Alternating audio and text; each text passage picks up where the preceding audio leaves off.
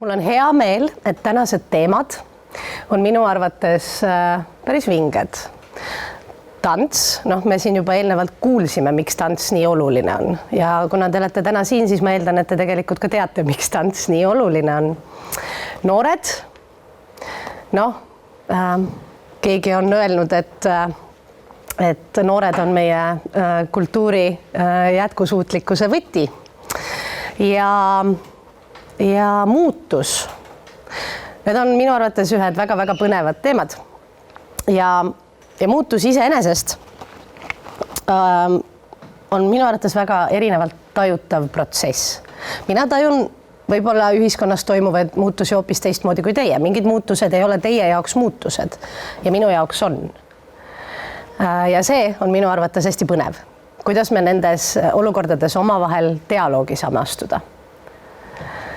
Eile keegi ütles mulle, et mul on nii hea võimalus seista siin ja küsida teie käest, mida teie tajute selle muutusena ja mida nemad saavad oma positsioonidelt ära teha, et see muutus teie jaoks oleks toetav.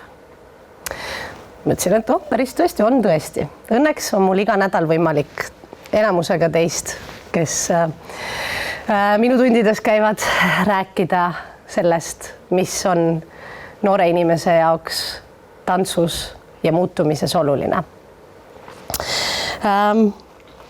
Lisaks on muutumine ja muutus minu jaoks mingisugune konstant. Ta on nagu kogu aeg seal, eks? Võib-olla me ei tunne teda mingitel hetkedel nii palju, siis jälle mingitel hetkedel on ta hästi intensiivne, kas individuaalselt või ühiskonna tasandil, aga ta on kogu aeg seal. Näiteks nagu üks päev olime Kariniga tunnis ja rääkisime liikumisest ja liikumatusest. Kõikide muude asjade taustal me jõudsime ka sinna, et aga liikumine on ju tegelikult kogu aeg olemas, et kuidas siis saab olla liikumatus. Et mingisugust osa liikumisest me tajume, me tekitame, aga väga suurt osa liikumisest me ju tegelikult ei taju. Näiteks seda, kuidas maakera iseenda ümber kihutab kogu aeg pidevalt. Me ei taju seda, aga see on seal. Täpselt samamoodi minu arvates nagu muutus. Ja ma tegelikult arvan, et see on vaimustav. Ja kohe hakkame pihta ka. Eelmisel aastal rääkisime me Noortefoorumil ühest väga olulisest teemast, mis puudutab arengut ja kasvamist. See oli sotsiaalsus ja koostöö, mis on minu arvates inimeseks olemise puhul ja ma arvan, et siin mõned targemad oskavad öelda, et kindlasti ka aju arenguks üks väga-väga oluline aspekt. Ja kõige esimene Noorte Tantsufoorum, mis toimus just siin samas, puudutas noore tantsija tervist. Ja see esimene tantsufoorum lähtus noorte sisendist. Ja täna me läheme tegelikult täpselt samamoodi. Tänase sisendi on andnud meile paljuski need noored. Nad on küsinud küsimusi, mida nemad kas teie käest individuaalselt kohe teada tahavad või siis laiemalt. Lähtume teist, aga enne veel, kui nemad saavad rääkima hakata, ma tahaks küsida teie käest, kes te siin saalis olete. Et kui teie mõtlete muutuse peale, siis mis on need muutused meie ühiskonnas, meie kultuuris, mida teie noorte inimestena ja võib-olla siis ka tantsijatena tantsuvaldkonnas praegu kõige teravamalt tajute? See on sinu vaade, eks? Ma arvan standardid, sest noortele pannakse hästi palju hästi kõrgeid standardid, on ilustandardid, siis on kuidas sa käitud, mida sa teed, mis on normaalne, mis ei ole normaalne, et seadakse hästi palju seda normaalsuspiire siis nii-öelda ja paljud noored ei taha tegelikult sellest piirist üle astuda, sest et nad ei taha olla teistsugused. Aga minu arust just see, et kui sa oled teistsugune, see näitab juba seda ära, et sul on nii suur potentsiaal, et kõiki seda, mis teisi mõjutab rohkem kui sind, sa saad omakorda veel mõjutada, et see mõjutaks neid positiivsemalt ja saaksid tuua neid ka sellest normaalsuse piirist siis selle suurema arengu poole. Ma arvan, et standardid on need, mis mõjutavad kõiki noori väga palju, kõik erinevad standardid, mis ja sa tunned, et seal on toimumas mingisugune muutus? Great to hear that. Kas keegi veel? Siis nad saavad oma mõtted soojaks, mõistavad, kust teie tulete. Milline on see muutus, mida sina tajud? Mis on praegu toimumas? Jaa.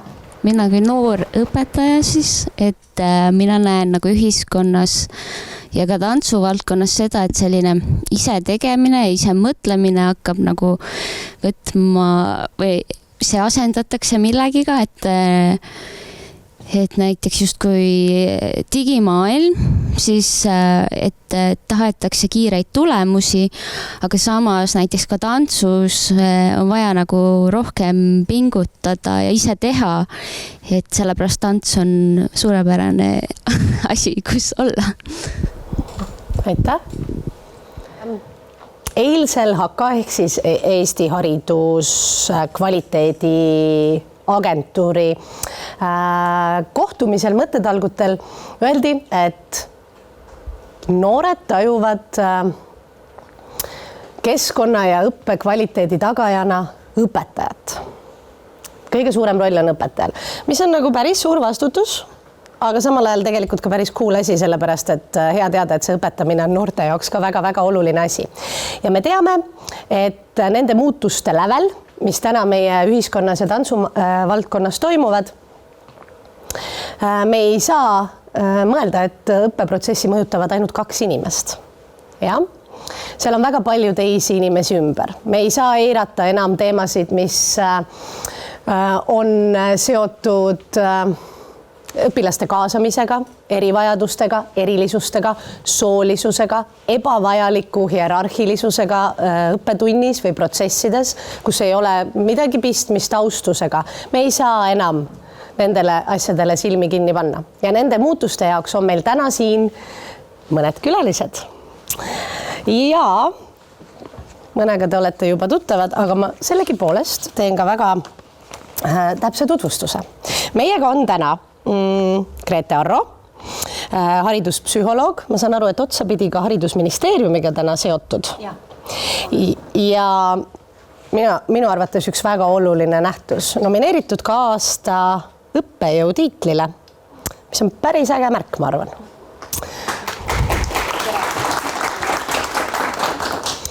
Annike Aruväli, noortekultuuri ja kultuurihariduse ekspert Kultuuriministeeriumist. Hanna Lahe, noorim Riigikogu liige. Ja pikaaegse huvihariduse kogemusega on meil täna siin noorte esindajad. Eesti Noorte Tantsuühingust Miia Uipoupin, Melanie Kertsman ja Tallinna Ülikooli Balti filmi ja meediakooli koreograafia eriala tudeng Karin Arelaid. Nii, tere! Küsisin noorte käest küsimuse, et milline on ühiskonnas see muutus, mida nemad kõige tugevamalt tajuvad, mis neid mõjutab. Küsin sama teie käest soojenduseks. Milline on see muutus, mida teie täna kõige teravamalt tajute, mis mõjutab seda maailma, mida need noored inimesed kunagi juhtima ja suunama hakkavad? Nad tegelikult juba teevad seda praegu, aga... Mina tunnen seda, et treenerite ja siis õpilaste, kuidas ma ütlen, mitte taseme vahe, aga nad on nii samal tasemel, et ma võin enda treeneriga rääkida, nagu ta oleks mu parim sõbranna. Ja enam seda, kui mina olin hästi pisik, oli see, et ikkagi treener on hästi nagu hästi tähtis ja nagu autoritaarne. Jah, ma ei tea, mis sõna tähendab, jah. Ja, et see vahe hakkab nagu aina vähenema või jah. Ma lisaks sellele, et kuigi mul endal ei ole õppejõu või juhendaja või õpetaja kogemus, siis arutasin enda kursusekaaslastega seda tänast teemat, neid tänaseid küsimusi ja nemad tõid sama välja, et nad aktiivselt ise valivad selle pedagoogilise või didaktilise praktika, et nad ei rõhuta oma autoriteeti. Et tuua see juhendaja kuidagi, et näidata oma inimlikkust, näidata oma haavatavust, et siis läbi selle luua see nagu kosutav keskkond, et nagu see valdkond saaks areneda, et luua mingit kogukonda, kultuuri, harjumusi, tavasid, mis nagu aktiivselt arendaksid siis meie valdkonna edasi. Kosutav on minu arvates nii meeldiv sõna. Kosutav keskkond, kuhu ma tahan tulla ja kus ma tahan areneda ja kasvada. Aitäh! Ma samuti arvan, et õpetajad ja õpilased on nagu hästi ühel tasemel, nagu mida suuremaks sa kasvad, seda rohkem nagu nad ühele tasemele jäävad ja nagu põhimõtteliselt sa saadki nagu sõbraga rääkida või sõbrannaga oma nagu, kuigi tegelikult on ta su treener ja sa saad hästi vabalt ennast tegelikult tunda. Aitäh! Ma ütlen, ma esindan on ju siis Kultuuriministeeriumit täna, aga tegelikult olen erialalt tšellist ja olen olnud aastaid tšellõpetaja ja töötanud ka noortega. Ja mul on natukene võib-olla huvihariduses selline teine või nagu laiem vaade, et täna me oleme tantsijad siin. Muusika ja kunstivaldkonnad on ka ja nüüd nagu, kui ma vaatan, ma olen ministeeriumis töötanud juba 6 kuud. Et see koht, millel ma täna töötan, see huvihariduse, ütleme kultuurihariduse ja noortekultuuri valdkond on Kultuuriministeeriumis hästi uus asi ja see on tegelikult ka muutus. See on riigitasandi muutus, eelmine minister Piret Hartman, kes oli kuni aprilli lõpuni, temal oli nagu see huviharidus väga südamasi ja tema tõi riigi tasandile sisse selliseid väikeseid samme. Üks on see sama, et loodi Kultuuriministeerium, see koht, mis tegelikult peaks tegema koostööd ja teebki nüüd koostööd ka Haridus- ja Teadusministeeriumiga, kes tegelikult siis huviharidusel on nagu esmane vastutaja. Nii et ma arvan, neid muutusi tilgub igalt poolt, et üks näiteks asi, mis mulle väga meeldib, on see, et meil on Eesti riigis selline asi nagu Eesti 2035 arengukava ja sellega käib kaasas tegevusplaan. Ja selle tegevusplaani esimene punkt on õppija õpikäsitlus. Ja kui see kunagi sinna kirjutati, siis ma arvan, et sellel hetkel oli natuke võib-olla siuke utoopiline tundus või et nagu õppija õpikäsitlus või mis see tähendab. Ja täna ma tahan viia läbi uuringut sellest, et kas huvihariduses on õppija õpikäsitlus rakendunud või mitte. Siis selle peale tuli Kultuuriministeeriumis mul tagasi ja küsiti, et aga me teame, mis asi on üldhariduses õppija õpikäsitlus, aga huvihariduses me tegelikult ei tea, kas me oleme seda üldse sõnastanud. Ja need ongi nagu sellised väikesed muudatused, et ma usungi, et kõige rohkem päris muudatused juhtuvad meie hulgas nagu siis kui te tantsite, siis kui te suhtlete treeneritega, treenerite sees, aga et need vaikselt jõuavad riigi tasandile, et see tähendab seda, et me suudame muuta siis ka seda seadusandlust, mis sellega kaasas käib ja seda eesmärke nagu laiemalt. Ma arvan, et see on ka hea muutus. Ma võtan järgmisena siis üle. Kõigepealt ma tahan öelda, et ma olen hästi kade teie üle, kes te siin olete. Ma ei tea, mil moel te kõik olete tantsuga seotud, aga mina olin 7 aastat iluvõimleja. Nüüd olen 24-aastane, pole ammu võimelnud ja olen väga kade nende noorte üle, kes saavad tegeleda oma hobiga, sellepärast, et kui te saate natukene vanemaks, siis tuleb peale ülikool, siis tuleb peale töö ja siis te ei jõua selle ühe oma armastusega tegeleda, et täiega nautige seda hetke, kus te praegu olete, et uskuge mind, kunagi vaatate tagasi ja mõtlete, et küll oli tore. Võt, nagu vana inimese jutt, aga ma tahtsin öelda seda, et minu arvates kõige rohkem on muutumas see, kui teadlikud noored on. Kui mina olin, ma olen 24, siis ma olin umbes 10-11 midagi sellist, siis hakkas sotsiaalmeedia aina nagu hoogu koguma ja ma sain kohe aru, milline mõju sellel on noortele, kuvandile, võimalustele. Ma arvan, et see on täna kindlasti selline hea asi, mida kunagi ei olnud. Teil on väga hea ligipääs infole, võib-olla seda on ka ülekülluses, aga samamoodi on teil võimalus oma pilti avardada selliste külgede alt, mida te muidu võib-olla nii-öelda tavaolekus ei näeks ja sellel on kindlasti ka negatiivsed mõjud, kui me räägime näiteks vaimsest tervisest, ma arvan, et te kõik oskate siin sõna sekka öelda, aga ma arvan jah, et noorte teadlikkus on selline kõige põnevam muutus, et kui ma võrdlen neid noori, kes siis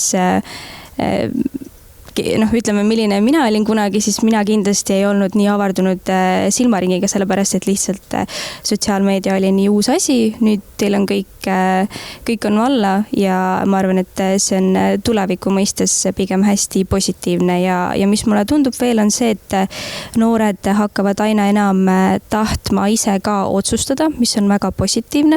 Et nagu siin noored välja tõid, siis sellised juhid, olgu nad treenerid, õpetajad, võivad olla ka mingis muus valdkonnas, et nad muutuvad noortele nagu aina lähedasemaks selles mõttes, et noored saavad aru, nad ei ole lihtsalt noored, neil on ka sõna, nende sõnal on kaal.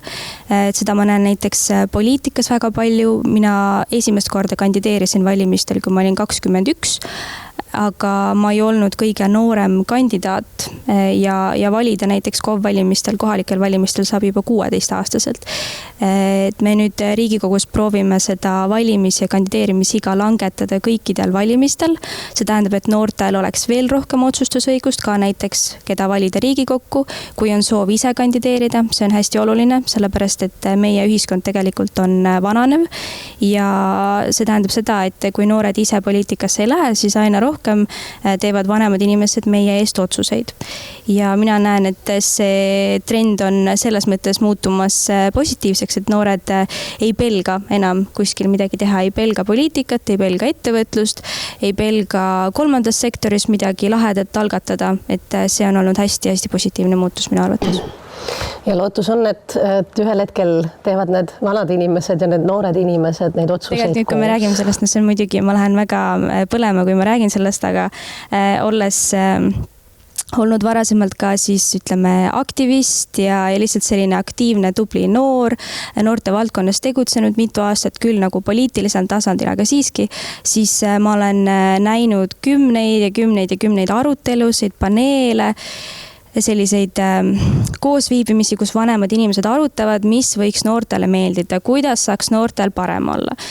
Aga ühtegi noort nendes aruteludes ei ole. Minu arvates see on natukene nagu veider, et hea mugav, et räägime, et siis noored on nagu mingi abstraktne asi kuskil kaugel, aga tegelikult see ei ole niimoodi ja see ongi põhjus, miks me peaks aina enam leidma uusi tasandeid, kuhu nii-öelda laieneda oma noorusega, et lihtsalt meie sõna võetakse rohkem arvesse, et me ei oleks enam nii abstraktsed.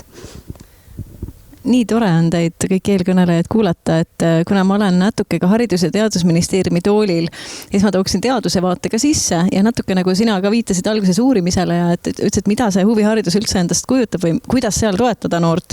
Ja siis nagu mõned mõtted. Esiteks mulle meeldib, et teie kõik tõite välja selle, et hierarhia on hakanud murenema, et selline hea ja motivatsiooni toetav õpikeskkond on selline, kus õpetaja on nagu selline ekspertne, nagu selline nagu sõber või ekspertpartner, aga ta ei ole selline, kellele peab ütlema teie ja käima Kiki Varbail, eks ju, et sellisel juhul ma tegelikult ei saa maksimaalselt tuge, sest ma võib-olla ei usaldagi sellisele inimesele, kes on kuidagi nii kaugel, on ju, oma küsimusi või muresid. Aga nagu siin alguses juba ka viidati sellele, et mida üldse kujutab endast selline õppijakeskne õppimine või toetamine huvihariduses. Et mina nagu sinu küsimuse juurde tulles on ju, et ma olen selles mõttes lootusrikas, et mul on tunne, et igas valdkonnas, kus me räägime õppimisest, hakkab nagu murenema see arusaam, et me mõtleme igaüks oma peadega välja, mis on noorele või üldse meile kõigile kasulik. Et tegelikult et hästi ohtlik tee on, iga kord, kui te kuulete, et keegi tahab mingit otsust teha oma kogemuse pinnalt või et minu lastele sobis see, järelikult teeme Eestis nii. Minule sobis see, järelikult teeme Eestis nii. Need on ikkagi, nii ei tohi mõtelda, nii ei käi asjad, on ju, nii ei tohi, on ju.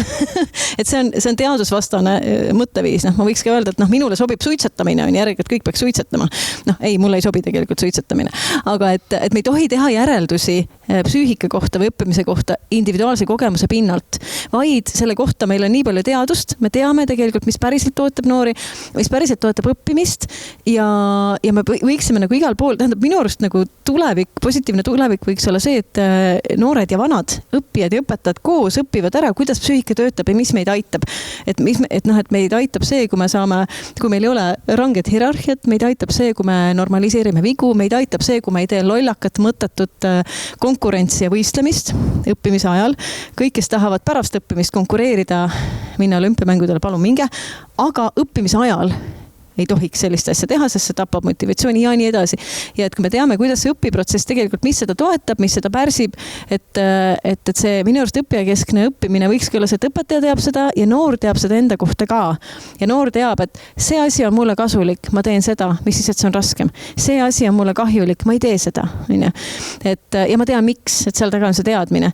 Et eks siis, et ma nagu näen, et see muutus võiks olla selline teaduse suunas, kõik me saame selle nagu kuidagi kõik ära õppida ja võib-olla üks asi, mida Hanna siin viitas ja mis teeb mind tegelikult, mis on pannud mind palju mõtlema, vaata, meie kõik siin vanainimesed on ja siin otsas, et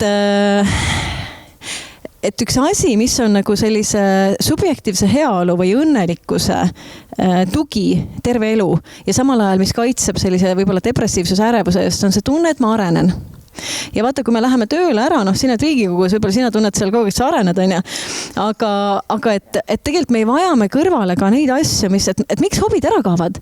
Te ise teate, mis vanuses inimesed kukuvad ära trennidest, hobidest, ei käi enam tantsimas, ei käi enam oma mingis trennis, ei käi enam mingis ringis, kaob ära, ei tohiks kaduda. Ja see ongi nagu see, et meil on mõnes mõttes võib-olla natuke viltu läinud selle mõtteviisiga, et nagu harrastamine on nagu kuidagi halb, et harrastajad on mingid mõttetud, et kui sa just ei treeni mingiks suurürituseks või võistluseks või konkursiks või tantsupäevaks, siis sa nagu ei tohiks teha seda. Et meil peaks olema rohkem mõtteviisi, et kui sa teed iluvõimlemist või mingid tantsid või maalid, siis sa peaksid saama trennis või selles oma ringis käia elu lõpuni, et sa sujuvalt lähed edasi järgmisele tasemele või ilmselt koorides on nii, et sa oled ülikoolis, näiteks ülikooli koori näiteks, eks ju. Aga kas ülikoolis on tantsuring? No ma ei tea. Et lihtsalt see, et see tagaks sinu vaimse tervise, oleks üks selline oluline vaimse tervise tugi elu lõpuni. Sa saad tegeleda asjaga, mis ei ole töö, mis ei ole õppimine, mis ei ole pere, vaid on mingi asi, mis on sinu asi. Et me ei tohiks seda ära kaotada ja see võib-olla tähendab seda mõtteviisi muutust. Meil ei ole vaja ajada mingit tippusid taga. Või seda, et kõik peavad ei pea saama ka tantsu, et me saame teha nagu lõbu pärast. Sorry, nüüd ma ei vait. See oleks õudselt tore muutus, on ja? Ma lihtsalt niimoodi täpsustavalt siin kohe küsin, et me praegu räägime huviharidusest ja siin on päris mitmel korral välja tulnud, et kui sa lähed tööle, et siis hobid kaovad ära või et sa peaksid saama oma hobiga edasi tegeleda. Ma igaks juhuks siis nagu võimestan teid siin natuke, et need, kes on mõelnud, et see huviharidusest saadud info võiks olla ka kunagi sinu töö, siis see on ka täiesti tehtav, eks.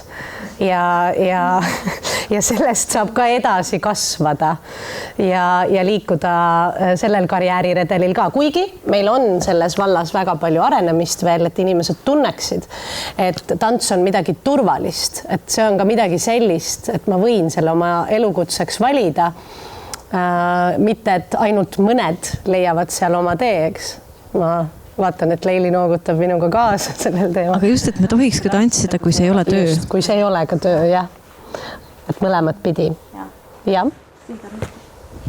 Ma arvan, et see on ka üks hästi oluline huvihariduse nagu kontseptsiooni muutus. Ma ei tea, kui palju te olete nagu mõelnud sellele, aga Eestis on selline võrgustik, on ju mingid kunstikoolid ja muusikakoolid ja kunagi loodi selline väga suur võrgustik, et kui palju näiteks teistes riikides selliseid võrgustikke on, et tegelikult väga ei ole. Euroopas vaatad ringi, et Lätis, Leedus ka natuke on, aga mujal ei ole ja kunagi, kui see loodi, eks seal oli ka oma eesmärk, et nõukogude ajal see loodi selleks, et leida tippe, neid, kes läheksid siis Venemaale professionaalideks, neid kõige andekamaid, neid kõige ja ülejäänud, kes siis ei jõudnud selle tipuni, need niimoodi vaikselt hääbusid, kelle ei teinudki edasi. Et see oli nagu mingi norm meie ühiskonnas, aga see on üliäge muutus. et see ei ole enam norm. See on üliäge, et meie nagu koolid mõtestavad ümber seda, et mis saab nagu, et kui fookus on olnud sellele, et saada tipuks, siis täna fookus on sellele, et iga laps, iga noor, kes kasvab välja, on tegelikult omandanud mingi oskus ja mingi tulevik. Mul on selline nagu unistus. See tegelikult läheb natukene Haridus-Teadusministeeriumiga kokku, sest ma rääkisin siis nende huvihariduse nõunikuga. Ja meil mõlema väga klapime selle ideega, et me võiksime järgmise sammuna teha veel ühe muutuse, et me võiksime jõuda selleni, et see, mida see huviharidus omandad, näiteks teedki mõned aastad mingit tantsu spetsiifilist asja, teed läbi mingi õppekava, et sellest tegib nii-öelda nagu omakorda mikrokraad. See tähendab seda, et see registreeritaksegi ära nagu õppesüsteemis ja kui sa lähed järgmisele astmele, siis see juba näitab, et näete, et ma olen nüüd teinud nagu, ma ei tea, 7 aastat siin viiulit ja 7 aastat olen teinud seda ja et sul on tehniliselt nagu, meil tekibki selline nagu hariduse tasandil täielikult aktsepteeritud süsteem, kus huviharidus on võrdne sellise nagu kraadidega. Ma ei oska seda paremini sõnastada praegu, see on täiesti nagu, minu arvates see on üsna nagu uus, lähed sa kommenteerid, saatad mind nii põnevil näoga. Jaa, ma mõtlesin, mis see annab? Et selleks, et kui sa tahad minna järgmisesse õppeasutusse, sa ei pea enam dokumenti edasi viima ja mul näiteks, ma räägin ise, te olete tantsijad, võib-olla natuke on teistmoodi, et ma teie valdkonda nii hästi ei tunne. Muusikas on väga palju probleem selles, et õpilased kukuvad välja, jätavad pooleli, neil ei ole motivatsiooni kooli lõpetada või oma seda õppekava lõpetada. Ja motivatsioon kaob selle pärast ära, et ega sa selle paberiga lõpus nii midagi ei tee. Ega see paber ei anna mitte midagi, sa saad selle tunnistuse ja sulle antakse ilus kleit ja täna sa saad valida, et kas sa teed nagu süvaõpet või sa teed mingit keskmise tasme õpet või teed ainult hoopis pilliõpet, et lõppkokkuvõttes lapse nagu motivatsioon sellest ei sõltu, aga ühel hetkel see võib ju nagu inspireerida, mitte see paber, vaid see, et sa tekib mingi jätk nagu õppeastmetel, mida on näha. Võib-olla sa vaidled vastu mulle? Ma ei oska selle kohta seisukohta võtta, et kuna sa ju nagu ise ütlesid justkui, et paber ei anna midagi, aga teeks siis veel ühe paberi. Ma tahan nagu öelda seda, et see muusikas tegelikult on ju päris palju muusikaringkonnad ka ise rääkinud, et kuhu motivatsioon kaob, et miks ja et 2 suurt põhjust on nagu välja tulnud, ühesõnaga, et on ka nagu muusikaõppeasutuste juhte, kes sellega palju tegelevad ja muusikaharidust andvad õppeasutused on ka väga erinevad oma vaadatelt, eks ju. Aga et üks on see, et esiteks nad ei tea, kuidas harjutada sageli, nad ei õpi harjutamist, nad ei tea, kuidas harjutamine käib, kuidas mälu töötab, lapsed ise ei tea seda või noored ja teine on see motivatsiooniline ja kolmas asi ka, et motivatsiooniline tugi võib olla selline, kuidas öelda, ikkagi varjatult või vaikimisi annetele suunatud ja sellisele nagu andekust rõhutav ja mitte arengut. Et me oska motivatsiooni toetada ja võib-olla kolmas asi on see, mis mõjutab vähemalt osasid noori, on täiesti vales vanuses võistlema ja võrdlema ja konkurssidele suunamine. Kui me teaksime rohkem nagu üldrahvalikult selle kohta, mida tähendab esinemine teismelistele, et eks siis on uuringuid, näiteks üks väga hea uuring selles vaates, et ta uuris noori väga siukse pika aja lõikes alates vist 8. eluaastast 17. ja siis testi nii-öelda avaliku esinemise test ja siis uuriti siis kortisoolist, siis alfa-amulaasi, süljest kortisool, alfa-amulaas ja veel mingi aine, ma ei mäleta, mis need kõik olid, siis väga põhjalikult seda siis tehti ja vaadati, et kuidas siis nii-öelda stressihormoon varieerub seoses avaliku esinemisega. Ja tõepoolest on vanus, kus üldiselt noortele, mitte kõigile, aga enamikele noortele on avalik esinemine suisa tervist kahjustav. Ehk siis see stress, sisuliselt need ained on nii-öelda maohaavadeni võivad viia, et kui te teate noori, kes tahavad tegeleda mingi asjaga, on see pillimäng, tants, mis iganes, aga nad tahavad nii närvi esinemisest, siis tegelikult on vanus, kus me ei peaks sundima neid esinema, aga nad võiksid tegeleda selle alaga, on see cello või mis iganes, sellest hoolimata, et nad ei esine. Et nad ei astu üles, nad ei käi konkursid, nad ei ole mingis sellises, aga täna meil on nagu see maailm, et sa kas esined või sa ei saa üldse tegeleda. Ja võtame nagu selle võimaluse tegeleda huviharidusega ära mõttetul põhjusel, sellepärast me ei tunne aju arengut, see läheb üle ühel hetkel. ja mitte midagi see noor ei kaota, kui ta ütleme vanuses 12, 13, 14, 15 ei esine, aga tegeleb. Võib-olla pärast seda on see, et ta külma rahuga 16, 17 esineb jälle. Ei ole nii, et ta peab sel ajal õppima, ei pea. Seal ei ole ühtegi oskust, mida ta niimoodi ei omandaks pärast seda, kui see arenguliselt hästi normaalne esinemisärevus maha läheb. Ühesõnaga, see on nagu see koht, kus jällegi, et me ei tunne arengut ja me tegelikult ei tea, miks me tõrjume inimesi eemale. Küsimus täiesti mööda. Ei, absoluutselt ei pea minema küsimustest mööda, küsimustest kasvavad järgmised teemad, eks. Kõik see teadlikkus, kuidas noor inimene õpib ja kuidas neid võiks õpetada. Mina näiteks üldhariduse tasandilt viimastel aastatel saan seda väga palju, eks. Kas või mõnest valla projektist, kus õpetajaid toetatakse, et nad kasvaksid ja saaksid ka värsket infot, et kuidas see õppimine ja kuidas see noorte toetamine siis tegelikult võiks käia. Huvihariduses tegeleb sellega liit tõepoolest, aga minul kui üldhariduskooli õpetajal on kohustus justkui selline ja see on ka mingi eetiline asi minu jaoks, et ma täiendan ennast ja tööandja poolt on mul kohustus seda teha. Aga huvihariduses ei ole mitte ühelgi õpetajal kohustust ennast täiendada. Veel vähem räägime siin siis sellest, et ühel õpetajal on kohustus omada mingisugust kvalifikatsiooni. Mis see minu isiklik arvamus praegu on kohati lausa kriminaalne, eks? Aga nii see on. Mis tähendab, et tegelikult võib-olla ka need teadmised, eks, mis võiksid jõuda kõikide nende inimesteni, kes huvihariduses huvist lähtuvalt õppivad noort, mõjutavad, eks. Isiklik huvi on sinu kirg, on ju? Sa oled avatud, sa oled võib-olla ka haavatav natukene, kui sa tegeled millegagi, mida sa armastad. Ja seal peaksid olema need inimesed ees, kes teavad seda, mida teie räägite, eks. Et seda tugistruktuuri ja seda, et õpetajatel oleksid mingisugusedki nõudmised, meil on hädasti vaja. Et need õpilased võib-olla natuke vähem jätaksid pooleli, et need võib-olla ei sunnitaks esinema sellises formaadis, sellises vanuses. Aga ma ütlen ausalt, mingi osa meist liigub selles mullis, kus me teame seda. Aga see väga suur osa ei liigu ja ei peagi liikuma. Et see on see minu nägemus sellest murest, jah. Noor peab saama valida, et ta nagu, mida ma näen tantsukoolides ja mul enda kogemus oli ka noorena see, et suunati esinema ja sinna ja sinna, aga et mõned seda tahtsid, aga mina ei tahtnud, mina tahtsin freestylida ja nagu peakski olema iga tantsukooli ja huvitegevuse nagu missioon nagu see, et meil on erinevad noored, meil on erinevad huvid ja et kui tema eesmärk on esineda, siis ma ei pane talle käed ette, et esine siis, et kui seda teeb teda õnnelikuks. Ja samas on need noored, kes nagu absoluutselt seda ei taha, aga me teame seda, et tegelikult see võistluslikkus nagu tegelikult ei hoia seda, et hoiab nii kaua, kui see võistlus toimib ja järgmine ja siis sa paned enda raha ja võimekust sinna ja siis hiljem vaatad, et mis mul alles ei taha, need kostüümid, mis seal seisavad, et tegelikult see, mis see sulle annab, aga tantsu oskus on nagu, et oskan õpetajat järgi teha, et minu jaoks on see suur probleem.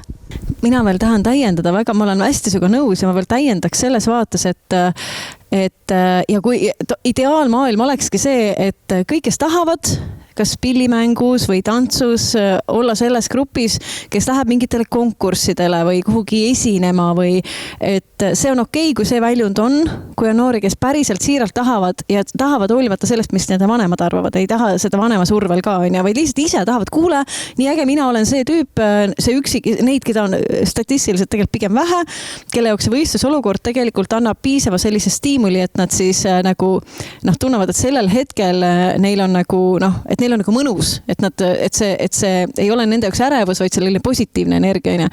Ja et siis oleks seal see teine väljund, kes teevad mida iga, kes saavad tipptasemel areneda ilma võistlemise, võrdlemise, esinemiseta. Ja vaata, siis on hästi oluline, et me nende peale ei vaataks kui mingi nõrgema mõttetu grupi peale, sest ma ise olen käinud ühes täiskasvanute trennis, nimesid nimetamata, kus siis suunati kõiki kogu aeg võistlema. Ja siis oli grupp, kes ei tahtnud, põhimõtteliselt me ei taha võistelda, on ju, tegemist oli ühe võitluskunstiga. Ja siis öeldi, et okei, teeme siis sellise rahvagrupi, mis on selline fitness-grupp ja siis see lasti täiesti üle, mõnes mõttes selline nagu alahindav, et te olete need mõttetud, on ju, okei, me teeme teile midagi, võtame teilt raha ära, on ju, aga tegelikult me ei arenda teid, on ju. Et siis vaata, see hästi tähtis on see, et siis oleks ka nagu see mõtteviis selline, et see on, et mida sa kirjeldasid, mõnes mõttes on see meisterlikkusele versus sooritusele orienteeritus. Kui me oleme meisterlikkusele paremaks saamisele orienteeritud, siis on see oskus meiega elu lõpuni, me areneme, meil on nagu mõnus ja me võime ka võistelda ja olla igal juhul paremad kõigist, on ju, sest me oleme suunatud meisterlikkusele. Ja teine suund on sooritusele orienteeritud, kus me oleme suunatud esinemisele, võitmisele ja nii edasi. Ja siis tegelikult uuringud näitavad, et sellest, et need on nagu täiesti erinevad viisid, kuidas kujundada kogu seda nagu õppekeskkonda, on ju. Et need, kes on suunatud sooritusele, on alati tegelikult natuke halvemad kui need, kes on suunatud meisterlikkusele. Et meisterlikkusemad võivad minna ka esineda, kui on vaja, on ju, ja saada nagu tipptulemuse. Aga soorituse omadel on paljud, mitmedki halvad nii-öelda kõrvalnähud sellega, et nad on suunatud kogu aeg sellele võidule, eks ju. Kas ma küsida tohin või? Ma tahaks noortelt küsida, teilt ka küsida ja noortelt ka, et see võistlus ja see tulemuslikkus, aga et minul on jäänud alati mulje, et tantsuvaldkond on üks nagu ägedamaid valdkondi, sellepärast, et just siin on nii palju loomingulisust ja nagu nii palju paindlikkust, et see ei ole nii raamides. Et nüüd minu küsimus on, et kas see ongi nii või see on ainult lihtsalt kuvand? Kas te suudate jätta mulje, et olete hästi paindlikud üldse ei võistle ja tegelikult ongi kogu aeg üliäge või tegelikult on kogu aeg mingi hull pinge peal? Ma ütleks, et pigem ongi nagu lahe ja nagu meeldiv seda kõike teha, mitte ei ole mitte mingit pinget peal. Mina ütleks küll, et mingi pinge ikkagi kogu aeg on, kas või natukene. On see siis näiteks see, et mu ema maksab selle eest nii palju ja siis ma kardan, et kui ma nüüd ei lähegi võistlema või ei tee selle õppeaasta jooksul mitte midagi, mitte selles mõttes mitte midagi, aga mitte midagi, kus ma saaks mingi medali või siis nagu tulemuse, just. Et siis ma kardan, et mu ema oleks ja siis ma ei täidaks tema neid ootusi, aga see tegelikult ei ole nii, ma tean, et see ei ole nii, et ma tean, et tema tahab, et ma lihtsalt ei istuks kodus. Ja tegelikult oleks juba äge, kui kõik emad ja isad näeksid, et ka ilma medalitata, et areng juhtub ju kogu aeg ja et võib-olla vahepeal aeglasemalt, vahepeal kiiremini, aga et ta hindaks seda, et sa said paremaks iseendast, on ju.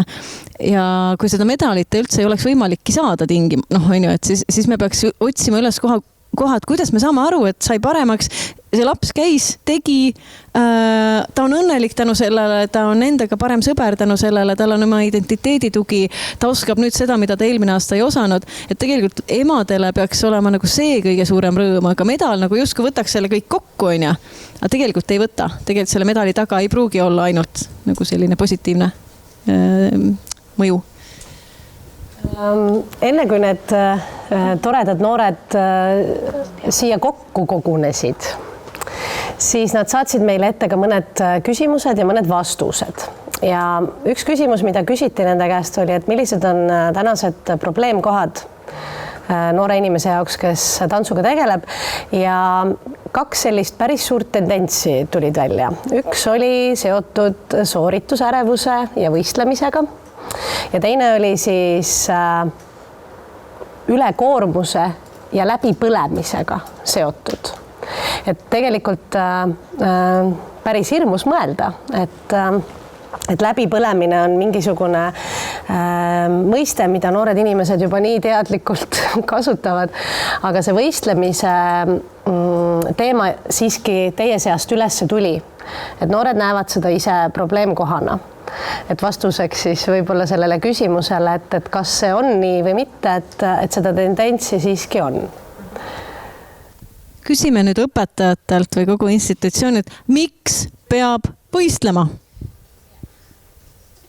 Miks see on nii üles ehitatud täna? Ma ei tea, kes vastab. Mul on mõte või küsimus samas, et ma kogu aeg mõtlen, kuidas seda saab parandada Eesti riigis, sest et sealt on nii palju punktid, miks või kuidas see toimub, et see, miks tantsus need võistlused toimuvad, ei ole ainult see, et tantsus on see küsimus.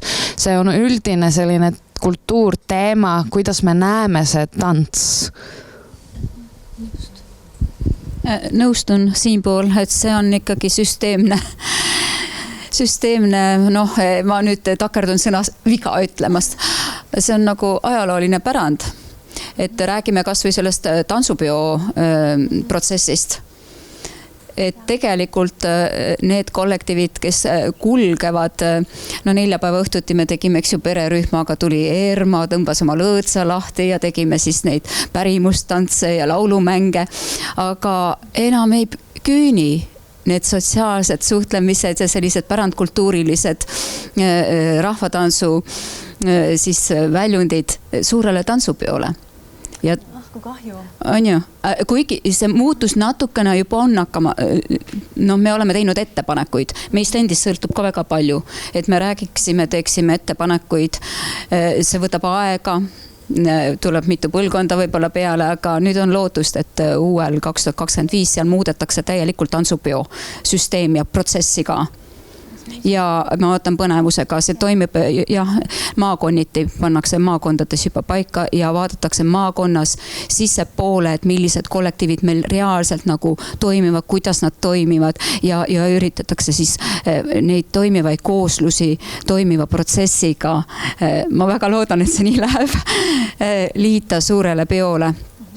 Süsteemis on väga palju ja ka kui ma mõtlen sinna meie väikelinnast Antslast, et kui palju me suudame niimoodi mitmekülgset teenust pakkuda juba seetõttu, et me töötame õpetajad ikkagi vabatahtlikult pühendunult protsessilt, et ma näiteks tuleksin ära kuskilt oma leivatöölt ja siis nüüd on meil protsessitunnid selles stiilis, lootantsus, kaasaegses tantsus, nüüd meil on rahvatantsutunnid, nüüd meil on pärimustunnid, et kahjuks ei toeta meie ühiskond, võib-olla terve maailma ühiskond seda, sest kui oli muutustest juttu, siis ma tunnetangi, et see kultuurikiht, see muutub nii õhukeseks, et ma kardan, et see on nagu sükene talvine jääkirme, kuhu astud ja varsti kas me tunnemegi ennast ja oma kultuuri ja mida iganes sellist toredat kulgemist ära. Kiiresti ütleks juurde, et ma arvan, et see ei ole ainult tantsus seotud, et samas ma näen ja kuulen nii palju tantsijad, noored tantsijad, kes on nii stressis, et kogu aeg mõtlevad, kas mul tuleb 5 või mul tuleb 3, mul lapsevanemad ootavad, kool ootab nagu ja nad sellepärast tuleb see nagu burnoutsid ja kõik need, see on väga-väga suur teema. Ja tegelikult ma ikkagi jälle, vabandust, ise sõidan sisse, et jah, et ma ütlen, et siin taga on tegelikult see baasiline vale arusaam sellest, kuidas aju õpib ja mis õppimist toetab. Ja me oleme ehitanud terved institutsioonid, mis on justkui nagu sementeerunud, mis tapavad motivatsiooni, osad lükkavad kohe eemale, osad hoiavad asja juures koos stressiga ja siis on üksikud need, kes seal süsteemis tunnevad ennast ka hästi. Aga need on tegelikult pigem, et me ei saa küsida, et kuidas süsteem on siin laval olijatelt, sest nad ei esinda kõiki õpilasi, kes võiksid tantsida. Ehk siis üks mõte, mul on nagu, lihtsalt pakun nagu välja, mis muusikud teevad selliseid asju, et kui on nagu, ütleme, et tantsupidu on eraldi teema, aga muud mingisugused võistlused ja sellised asjad, mis on võib-olla või konkursid. Et huvitav, kas need annaks asendada selliste, võtta nagu rahvamuusikud käivad koos jämmimas, on ja koos või meistriklassiga, et tuleb mõni lahe õpetaja ja kõik lähevad kokku, ma ei tea, üle maakondade ja koos õpivad midagi. Või kolmas asi, iga grupp õpetab teistele gruppidele mingi asja. Ja vaata, need oleks kõik formaadid, mis võimaldavad kokku tulla, võimaldavad selleks kokkutulemiseks harjutada, aga mis ei eelda, et me võrdleme oma vahel. Et me ütleme kokku, me teeme koos mingid asjad, et formaat on ju tegelikult meie enda määrata, mida teha, et see on üks teema. Teine asi, mida ma tahan lühidalt öelda, on see, mina ja lühidalt, võeti vastu umbes 10 aastat tagasi või natuke rohkem Norra lastespordi manifest. Ja nad norrakad said aru, et neil on nässus, et noored ei liigu ja olümpiale ei tule tulemusi ja iga muud hädad. Ja nad võtsid vastu, mitte lastespordi, selle laste õigused spordis, 10 printsiipi. Ja pärast seda, kui nad võtsid need vastu, juhtus see, et nad said 10 aastat hiljem, kui see põlvkond sai suureks olümpialunniku medaleid. Aga nad tegelikult ei teinud seda. Ehk siis mu sõnum on see, et kui te muudate fundamentaalset vaadet, kuidas noori toetada, siis tulevad ka need tulemused. Täna paneb Eesti ühiskond ise endale iga päev jalga ette. Ja need lihtsalt printsiibid olid, ei võistle, alla teatud vanust ei tohi võistelda. Ehk siis Norra ja USA on selles mõttes täielikult vastandid. USAs on kohe mingid liigad, värgid, hästi väiksed lapsed juba võistlevad. Norras nad panid vist see alampiirel vist 12 alla selle, et ei tohi. Et keelati mõnes mõttes ära. Siis üks printsiip on see, et esiteks sa tohid teha ükskõik mida sa tahad, sa pead saama seda teha, mida sa tahad. Et maa alt või maa pealt leitakse see, mis tähendab, et rikkad, naftariik. Ja üks printsiip oli see, et igast trennist peab laps tulema ära positiivse tundega. How cool is that, mis tähendab, ja positiivset tunnet ei ole, kui laps ei pinguta. Pingutuse järel tuleb hea tunne, aga positiivne see tähendab ka seda, et laps on hoitud emotsionaalselt ja sotsiaalselt ja tal on antud sisulist tagasisid ja nii edasi. Kõik võivad need printsiibid üles leida, et kui Eesti kas või selle võtaks endale aluseks, oleks juba asjad parem. Jaa, ma igaks juhuks natuke kinnitan ja ma loodan, et need noored, kes tegelikult on siin Eesti Noorte Tantsuühingu ja Eesti Tantsu Huvihariduse Liidu tegevustes osalenud ja päris paljud teist ju tegelikult on, et siis tegelikult need 2 liitu ühendust nende samade protsessidega püüavadki tegeleda. Et meil oleks koos ka midagi muud teha, kui võistlustel kokku saada, eks. Küll aga võib selle põhimõttega üksinda toimetada, aga kui laiem süsteem ümber on üles ehitatud natukene teistele aluspindadele ja seda toetust, mida tegelikult meil oma isiklikku naftariiki ei ole, eks, siis see on keeruline. Sellepärast, et võistlused toovad sisse raha, eks, ja me oleme võib-olla kasvanud sellises süsteemis. Ma ütlen, et kõik ei tee seda, eks. Minul isiklikult on ka õnn toimetada kohas, kus võistlemine on ainult valik ja mitte kindlasti kõige esimene valik. Aga sellegipoolest see ei ole nii lihtne, et need kohad, mis võib-olla on seda alati teinud, saaksid tuge ja toetust, et nad võivad ka teistmoodi. Teatri omad ju teevad juba Maria Peterson. Nemad muutsid oma seda maailma. Kas midagi rääkida? Et nemad ei võistle. Ja meie kindlasti ka ainult ei võistle, seda ma püüdsin ka öelda, et tegelikult on meil väga palju muid protsesse ka meie valdkonnas. Ma loodan, et olete nendest kõik osa ka saanud, eks. Aga see tendents on siiski veel väike. Aga teie sisendid, minule teinekord öeldakse, et selliste arutelude juures eriti õpetajad ütlevad, et aga noored tahavad võistelda. No ma olen natuke alati kahelnud selles, et kus see tahtmine tuleb, kas see on nende päris isiklik tahtmine või nad on kasvanud seda tahtma. Et mida teie arvate? Võib-olla korra siit, ma tegelikult enne seda tahtsin öelda, et Grete ütles neid, kes tahavad võistelda, loomu poolest on protsendiliselt vähem. Mina olen see vähemus, mulle võistlus väga meeldib, see tegelikult ei mõju mulle väga hästi selles mõttes, et ikkagi see sooritus ja kõik see pinge on ikkagi olemas, aga mulle võistlus väga meeldib, sellepärast mulle võimlemine ka väga sobis, aga nüüd on nagu see natuke selline filosoofiline küsimus, et kuidas seda mõttemalli muuta, sellepärast et see ei alga tegelikult noortest. Me enne rääkisime sellest või huviharidusest ja hobidest, et mina praegu siis noore täiskasvanuna ma ei ole endale leidnud väljundit, eks ju, ma tahaks teha midagi, mis oleks tantsu, võimlemise segu, midagi sellist, kui te keegi teate. Okei, siis pärast võite mulle soovitusi anda, aga nagu mure on selles, et kuna mulle esiteks meeldib võistelda ja nagu Grete ütles, et muidu kui sa ei võistle, sind tembeldatakse nagu selleks rahva mingisuguseks pundiks, eks. Et siis minul on ka niimoodi, et tahaks minna, aga siis tahaks juba täiega teha, et tahaks võistelda, tahaks minna poodiumile, tahaks neid kostüüme, tahaks kõike seda lavatagust, aga siis mõtled tegelikult, kas ma tahan seda. Et see on lihtsalt nagu see siuke huvitav süsteem, eks. Ja nüüd, kui minul on see võimleja taust, siis mul on hästi hea tuua selline aspekt ka siia sisse, kui palju tegelikult vanemad elavad oma unistusi siis läbi oma laste, et võimlemises see on eriti suur asi, ma ei tea, kuidas tantsus on, kindlasti see on ka, aga võimlemises on tõesti niimoodi, et tegelikult sa tunned kohe ära ka platsil lapse või lapsed või rühmad, kes ei taha võistelda tegelikult, see on ebamugav, nad on väga tublid, aga lihtsalt nende sees ei ole seda, see on täiesti okei.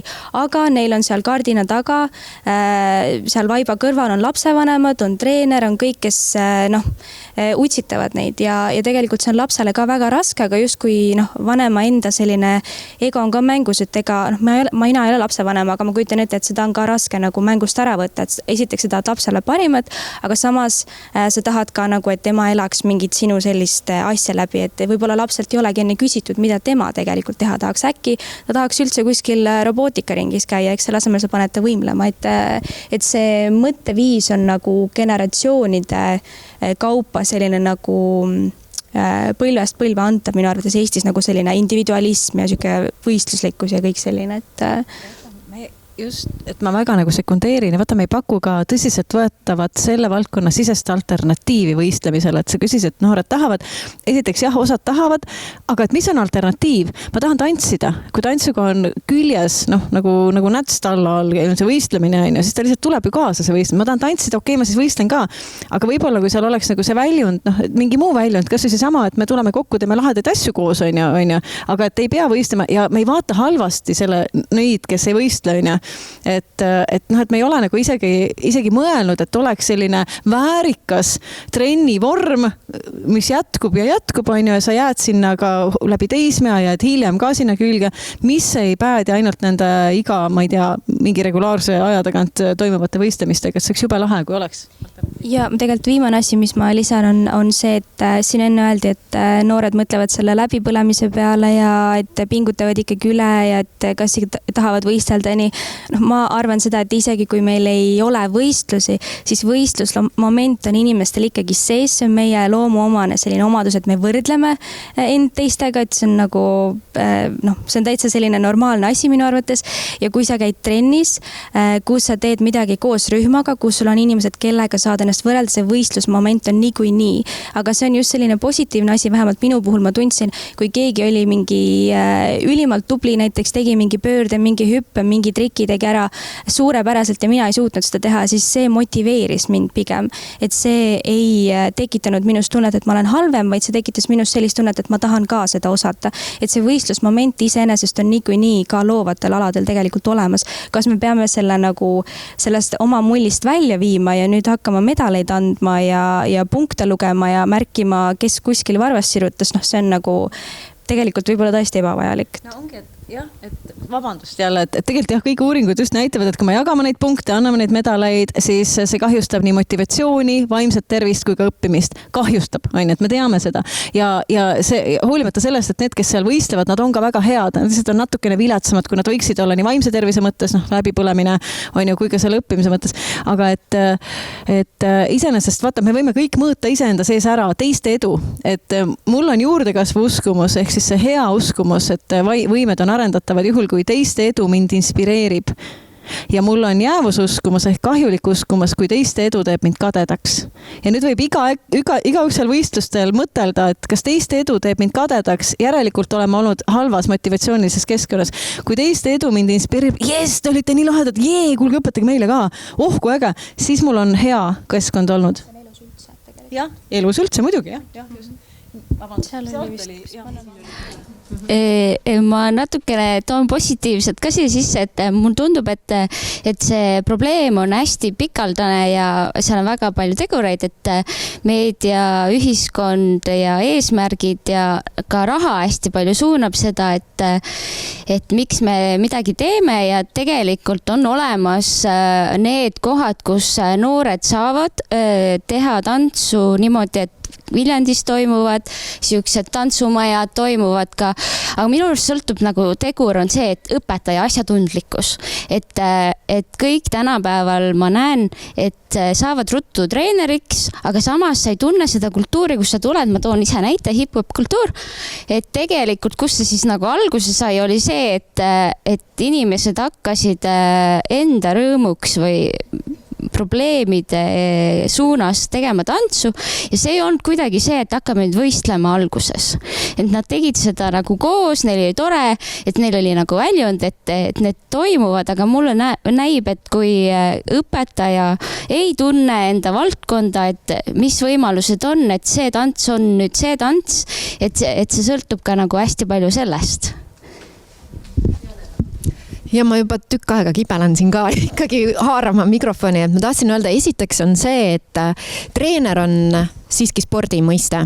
Ja see on spordiseadusega kehtestatud, et selleks, et olla treener, sul peab olema ka treeneri kutse. Et me ajame juba nagu tantsuvaldkonnas ka selle segamini, et meil on õpetajad, meil on tantsuõpetajad ja ma hästi olen nõus sellega, et siin ongi see küsimus, et kas need juhendajad mõtestavad läbi, mis on üldse tantsuharidus, miks ma seda tantsu õpetan. Ja meil on tantsuvaldkonnas väga häid formaate olemas, erinevaid sündmusi olemas. Küsimus on see, et kui palju see valdkonnas väärtustatud on. Ja sellepärast me ka täna seda diskussiooni peame, et me rohkem nende teemade peale mõtleksime. Ja kindlasti ongi, me jõuame ilmselt ka selle poole peale, et kui palju meie nii-öelda ka riiklik süsteem seda toetab, et täna ka näiteks huvihariduse nii-öelda tunnustussündmus konkreetselt tunnustabki konkursi saanud inimesi, lapsi, noori. Ehk siis me tegelikult ei väärtusta nii palju seda noorte loomingulisust, noori kunstnikke, ükskõik mis erineval kunstialal.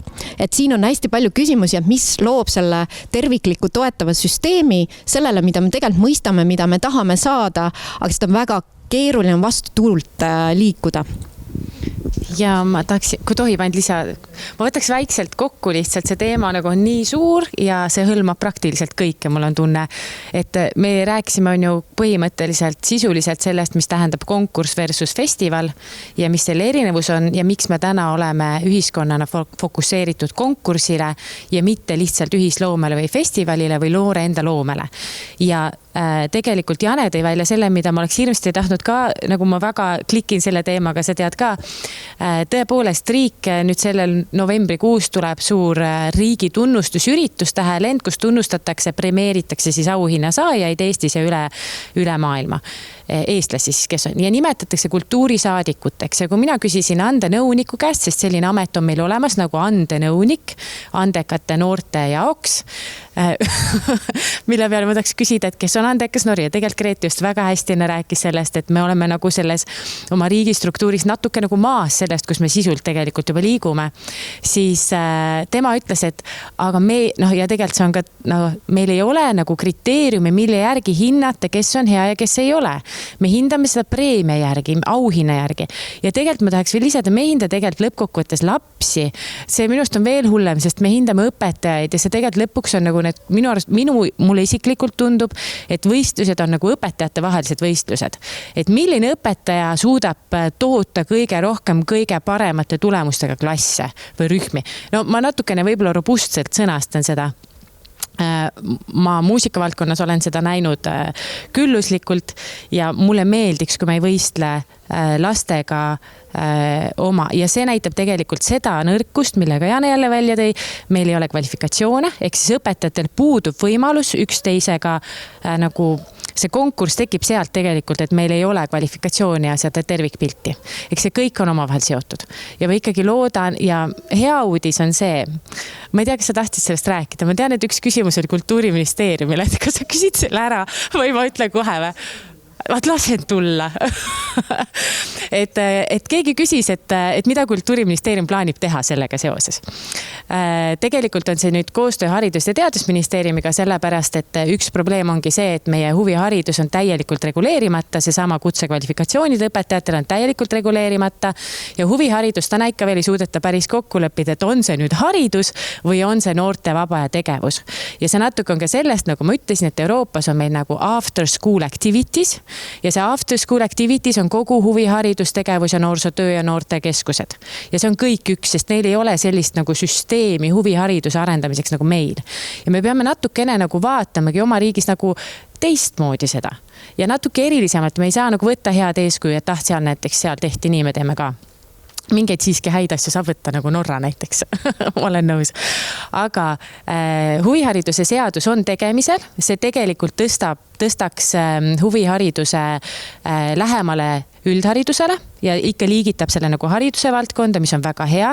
See, mis ma enne mainisin nagu nendest kraadidest, et ma olen nõus, et kas see nagu paberite, aga tegelikult on see seotud selle ISEQ F kvalifikatsiooni nõuetega ja see annaks meie valdkonnale või selle huviharidusele valdkonnale natukene sellist süsteemsust ja aitaks toetada seda loovisikute arenguprotsessi. Ehk siis Kultuuriministeeriumi vaatest vaadates, Kultuuriministeerium tahab, et meil oleks tulevikus kultuuritegijaid. Et meil oleks professionaale, et meil oleks inimesi, kes teevad ja südamega teevad ja selle arendamine hakkabki peale lastest peale, et siis seadus tuleb, püütakse teha sellist süsteemi, mis aitaks lahendada kvalifikatsiooniprobleemid ja aitaks tõsta huvihariduse siis üldharidusega ikkagi sarnasele tasemele. Ja see on nii suur ja nii keeruline teema, et ma rohkem sellest ei räägi. Ma teen ühe väikse täpsustuse, et tantsuvaldkonnal on kutsesüsteem olemas. Meil on tantsuspetsialisti kutse, ehk siis kõik tantsuõpetajad saavad seda juba aastast 2006 teha ja selles mõttes ma kutsun üles ka nagu nii lapsevanemaid kui ka õpilasi ka küsima oma õpetajatelt, mis kvalifikatsiooniga sina oled. Selles mõttes see on oluline küsimus, et meie õpetajad nagu väärtustaksid ka ise seda, et me toetame kvaliteetset tööd oma maastikul ja me saaksime aru, et see on väärtus, et meie valdkonnas on see kutsesüsteem olemas. Aitäh! Ma teen väikese kannapöörde. Niisuguse pisikese, mitte liiga suure. Jane, ühes oma arutelus sa tõid täna välja, et aga kuhu jääb see noorte omalooming selles kvaliteetses tantsuhariduses. Noored on oma küsimustes ja vastustes seda omaloomingut ka puudutanud.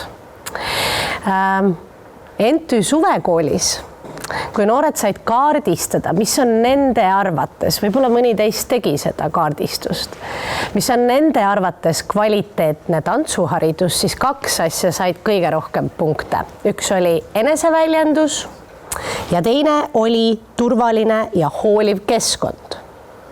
Seda pilti natukene lähemalt vaadates avastasin ma, et sellised nähtused nagu omalooming ja ise jadade loomine, koreograafiate loomine, sai päris vähe punkte. Minu jaoks tekkis häirekell. Küsisin enda käest küsimuse, et mis asi see eneseväljendus tantsus siis on? Annika Aruväli, kui ma tohin, siis ma tsiteeriksin teid. Juba? Tohib. Jaa. Teie olete ajakirjas Muusika aastal 2022 rääkinud interpreteerimisest ja küsinud, et mida ta üldse interpreteerib, kui eesmärk on teha täpselt samamoodi kui teised. Ainult, et veel perfektsemalt. Mis on õpilase kui noore ja erilise inimese koht kogu selles loos? Ma pean ütlema, et selle artiklile ei tule mitte ühtegi tagasi, täieg vaikus. Nüüd tuli. Keegi ei olnud mitte midagi. Nüüd tuli. Nii tore. Ja, see küsimus lihtsalt, et mis on õpilase kui noore ja erilise inimese koht kogu selles loos on minu arvates nagu nii on point. Et räägiks võib-olla kõigepealt noortega natukene sellest oma loomingust meie kvaliteetses tantsuhariduses. Kus teie näete? kus on see koht omaloomingul ja kas selleks on kohta ja kas selleks peaks olema kohta ja kas seal on ka mingid muutused toimumas või mitte? Mina isiklikult leian, et sellel on kindlasti koht, aga sellele peavad eelnema mingid protsessid, et seda saaks üldse toimuda. Et see ei tule tühjast kohast. Kogu kehateadlikkus näiteks. Et kui sa ei taju seda, mis sa teed füüsiliselt, siis sul on ka raskem ise luua midagi. Luua siis midagi, mida sa päriselt tahad luua, sa võib-olla lood midagi, aga see ei ole just võib-olla see, mis sa tegelikult soovisid teha. Et ma arvan, et sellele peavad eelnema väga mitmed muud protsessid, kogu pagasi, kogemus, et kuidas üldse midagi luua, mida luua. Et see ei... Et sellele... Et kui keegi loob midagi ilma pagasita, kogemuseta, teadlikkuseta, siis on see, et tal on ise raskem seda väljendada või nagu kaardistada seda kui eneseväljendusena, see on nagu tema ümber olevad inimesed saavad sellele anda mustmiljon erinevat mõtet, tähendust, tõlgendust sellele, aga sellele inimesele, kes selle ise lõi, võib-olla see ei tähenda pooltki nii palju. Kas ma võin küsida veel sinu käest? Aga kas looming ja loomine saab olla kuidagi teistmoodi ka nagu õppimise osa või õppeprotsessi osa? Et ma ei pea alati võib-olla pean, ma ei tea, ma lihtsalt küsin, et võib-olla noor peab iga oma loodu vaatlemiseks välja panema, aga kas me saame loomingut ja loomist kuidagi teistmoodi õppeprotsessis ka vaadelda või? Kas sa mõtled siis seda, et see loodud looming ei pea olema vaadeldav väliskeskkonna? Ja, et ei pea olema vaadeldav, aga et kas see looming on alati, kas ta peab olema alati noh, ei ole hullu. Et kas see looming peab olema alati tulemuse eesmärgil, on minu küsimus. Võib-olla peab, ma ei tea, ma küsingi sinu käest. Mulle näib, et praegusel hetkel on kogu süsteem tervikuna on loodud tulemusele. Me oleme selle orientiiriga ühiskond lihtsalt, et ongi see, et kui sa ei saavuta, siis sa ei saa ka nii-öelda, oletame, et sa tahad huvihariduses liikuda edasi, näiteks tantsuvaldkonnas ülikooli, sa pead võistlema, et sinna saada, sa pead saavutama mingi tulemuse, sa pead ennast tõestama. Et ma näen, et praeguses keskkonnas, milles me oleme, on see nii kahjuks või õnneks, ma ei teagi, ei hakka hinnangut andma tegelikult, aga ma tajun seda niimoodi.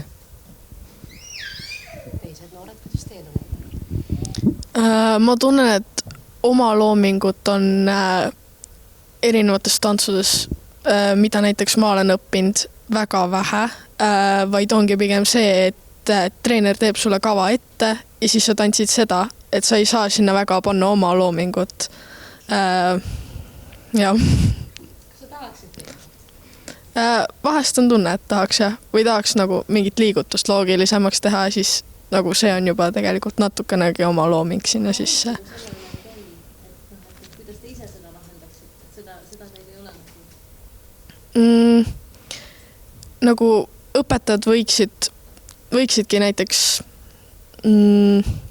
nagu öeldagi meile, et las me mõtleme mingi selle osa tantsust, et pooltants on siis nende mõeldud ja siis pooltants on meie mõeldud ja siis see põhimõtteliselt.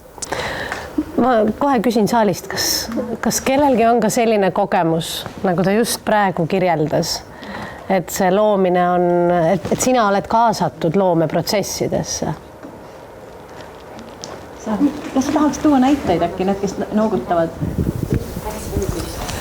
Ma tahaks eelmise teema juurde veel lisada, selle oma loomingu oma, et ma olen nagu väiksest saati tantsinud ja mul alati kõik ette taha tehtud, nii et impro on see üks asi, mida ma täiega kardan, sest mul ei ole olnud võimalust seda teha ja keegi ei ole mulle öelnud lihtsalt, et palun tee seda, mida sina tahad. Mul on kogu aeg kõik ette taha ära tehtud. Mul näiteks, ja nüüd see teine teema, et meil tantsus oli vist ühest kohast pidime teise kohta liikuma, selleks anti meile vaba voli. Muud vist ei ole olnud väga. et oligi, et liigu nii, nagu sa tahad, aga sa pead sinna jõudma. Põhimõtteliselt muud ei ole olnud. Ainult siuksed väiksed kohad. Aitäh sulle. See on muidugi äärmiselt kurb kuulda. Loogiline. Tee seda, mis sulle öeldi, aga veel perfektsemalt. Ma proovin nüüd selgitama, et mina olen tantsukunstnik, kes on õpetaja ka siin majas ja ülikoolis ja ma näen, et mina ei usu, et tantsutundis on vaja peegel, et mina pean midagi näitama, see on minu arvamus, et kuidagi õpetama niimoodi, et kõigepealt see õpilane või tudeng saab aru, kuidas tema keha liikub ja kuidas seda arendada ja sealt tuleb see loomingulisus ka. Ja teine asi, mis ma näen, et see on palju suurem teema ja palju suurem probleem, mis ei ole ainult tantsus jälle ja samas küsimus, kas kõik õpetajad on päriselt käinud läbi need kvalifikatsioonid või pedagoogia, psühholoogia, need kõik asjad tulevad kokku ja ma arvan, et see esimene probleem on sellest, et keegi tantsib 10 aastat ja siis lõpetab ja miks mina või ei saa nagu õpetada ka ja läheb ja õpetab ja kus see oskus ja see nagu, mis on vastutus, see on nii oluline, kus see tuleb, see on minu jaoks, ma ütleks, on suur teema. Ma tahtsin rääkida sellest oma loomingust, et meil oli näiteks eelmine aasta, üle-eelmine aasta, et me saimegi enda tantsutunnis, meil olid 2 gruppi, tehti siis terve rühm pooleks ja iga tund pidi tooma üks õpilane ühe liigutuse siis nii-öelda ja me saime ise valida laulu, ehk siis esimene grupp võttis mingi enda 5 laulu, teine grupp võttis ka enda 5 laulu ja siis pärast nagu hääletati, et kumb laul kellegile rohkem meeldib. Ja siis selle laulu järgi tegid siis need 2 gruppi endale tantsu.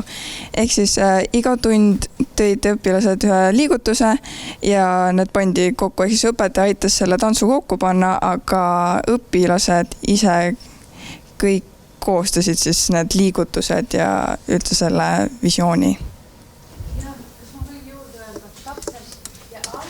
Õpilased tulevad ja nad nagu kardavad ja ei saa aru, mis see improvisatsioon on või kuidas ma liikun, nii nagu teine asi, aga see on väga raske õpetajate jaoks.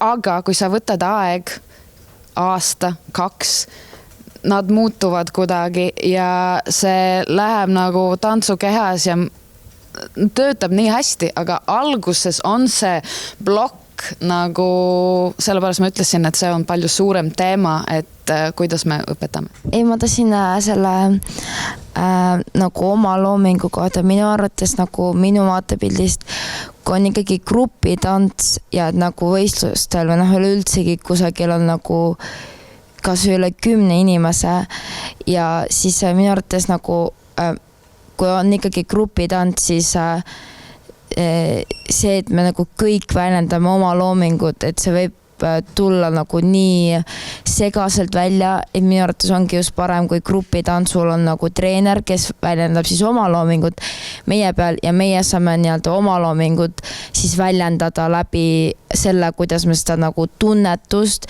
ja seda mõtet, mis seal tantsul taga on või siis üleüldsegi emotsiooni, et see on meie looming, mida meie saame nii-öelda grupitantsus siis jagada edasi nagu vaatajatele, aga nagu oma loomingut, kui sa näiteks üksinda tahad seda väljendada, siis ongi kas üksinda saalis improvisatsioon või siis nagu tegi ise endale soolo, mida sa siis ise endale mõtled, aga et nagu, et suures grupis väljendada oma loomingut, kus teised paljud tahavad ka seda väljendada, siis see võib jällegi tulla nagu ebavõrdsena välja, et näiteks kui mina pakuks oma loomingu välja ja mu trennikaaslane pakuks oma loomingu välja, siis nagu need ei pruugi nagu kokku sobida või nagu, et nagu, et see võib nii segaseks minna ja et minu arvates jah, et grupitantsul on parem, kui ikkagi treener väljendab oma loomingut ja meie oleme nii-öelda siis nagu need katsejänesed, kes saavad seda nagu edasi anda. Sa kohe Katariina, ma korraks, see on hea point, et segadust, loomingus on kindlasti alati segadust. Mina näen seda hästi positiivsena, et loomingus on segadust, see tähendab, et loomeprotsess toimib, on ja. Aga mis sa arvad, kas on keegi, kes selle protsessi juures saab neid noori toetada, et selles segaduses tekiks mingi ühine tervik?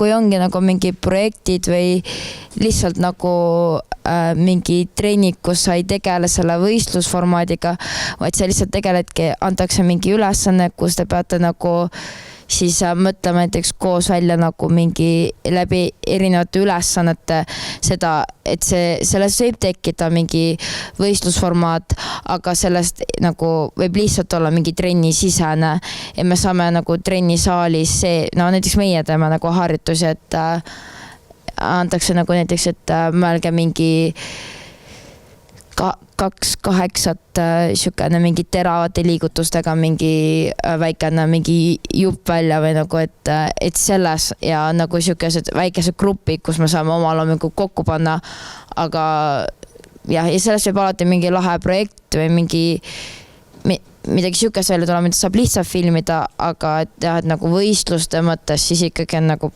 parem, kui on nagu ikka see nii-öelda üks pea, kes nagu jagab enda ideid. Aitäh sulle. Katariina, sa tahtsid? Ma käin siis Tallinna muusikaballetikoolis, õpin balleti erialal ja eelmine aasta tehti meile siis selleks gala etenduseks, mis on iga aasta lõpus, tehti siis sükene number. Seda numbrit tegi meile Eve Mutso ja kogu protsess nägi umbes selline välja, et kogunesime saali umbes 1,5–2 tunniks ja alguses me kõik pakkusime välja oma ideid, mis liigutusi sinna panna, mis huvitavaid asju teha, et ülesanne oli, et näita üks hästi naljakas liigutus, mis sinu arust on hästi naljakas ja siis kuidagi need kõik asjad lõpetasid lõpuks selles numbris. See oli 3-osaline number ja me esinesime sellega galal ja see oli üle aastat üks kõige ägedamaid numbreid, mida mina olen teinud ja mida on vaadatud ka, et sellega tuli pärast hästi palju tagasisidet, et see oli hästi äge number, et ja see oli väga tore protsess üleüldse. Aitäh sulle, Grete. Ma küsin, palun andke käega märku, kes arvavad, et loovus on õpitav. Loovus on õpitav. Ja vaata, siin on hästi palju lahedaid näiteid. Aga mis on loovus?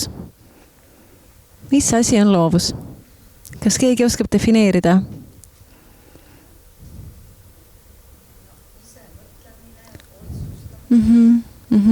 Et see on see, et ma teen midagi, et ma teen olemasolevatest tükkidest midagi, mis on uudne ja kasulik. Tantsu mõttes oleks kasulik see, et teised tahavad vaadata või mul on endal kuidagi tore, et kasulik. Tantsi on niikuinii kasulik. Aga et see tähendab seda, et siin on nagu hästi palju erinevaid näiteid tulnud teie poolt. Et näiteks see näide, et ma kardan improt, sellepärast, et impro on õpitav.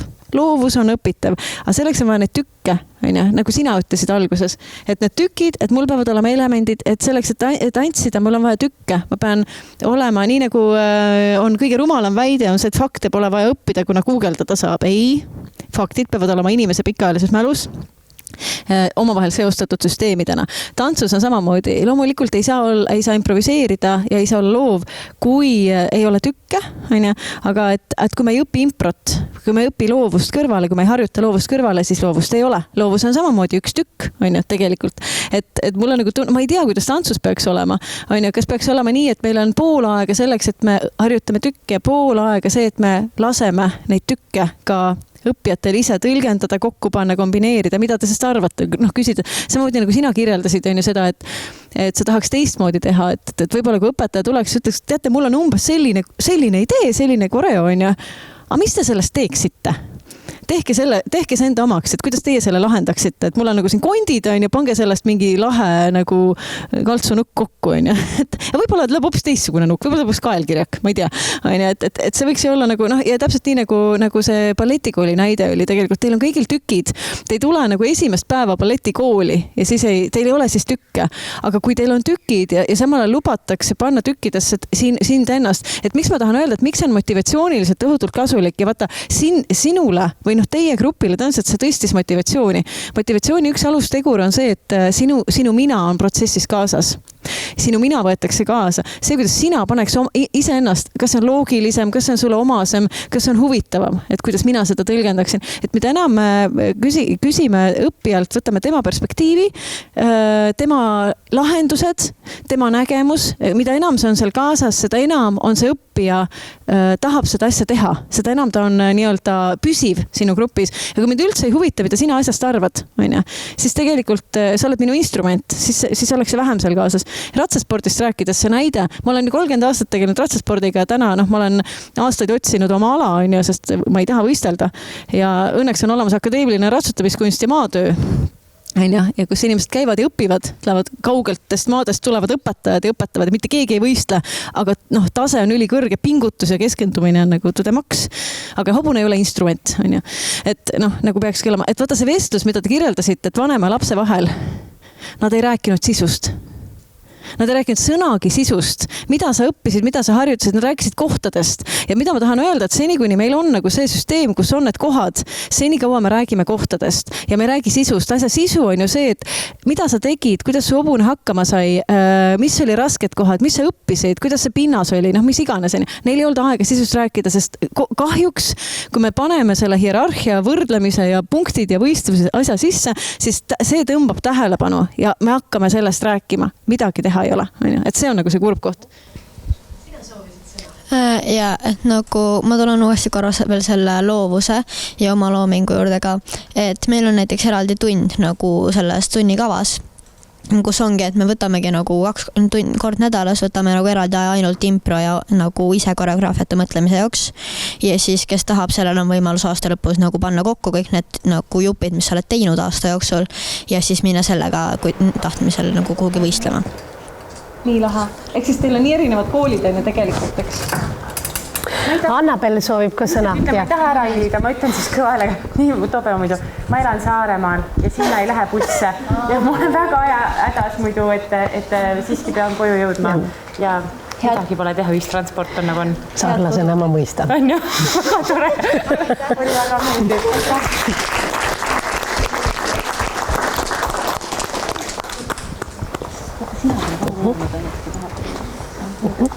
Annabel soovis sõna sealt, jah? Jaa, et rääkides jällegi loovusest ja improst ja niimoodi, etas on see väga, kogu aeg on see oma looming on nagu, et mille üle ma olen väga tänulik. Meil on impro süvakursus olnud, meil oli üle-eelmine aasta oli kompositsiooni süvakursus, kus me kõik tegime oma loomingut, mis oli ka jube äge tegelikult ja see on, ma ei tea, mulle meeldib seda märgata, kuidas seal nüüd peab olema oma loomingut, sest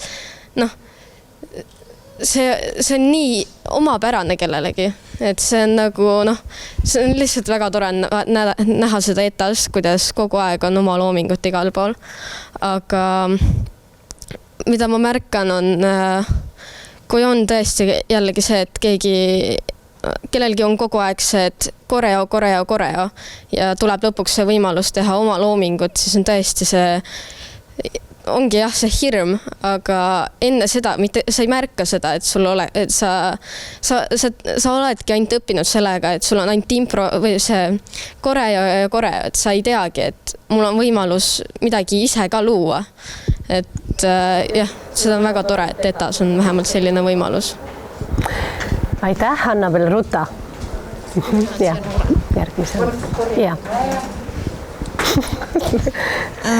Meil on SUTES ka suht suur see suun improle ja enesearendamisele ja enese näitamisele. Ja ongi see, et mõni aasta, et rep-tunnis oligi see, et iga inimene, iga selle grupi liige pidi tegema nädalalõpus,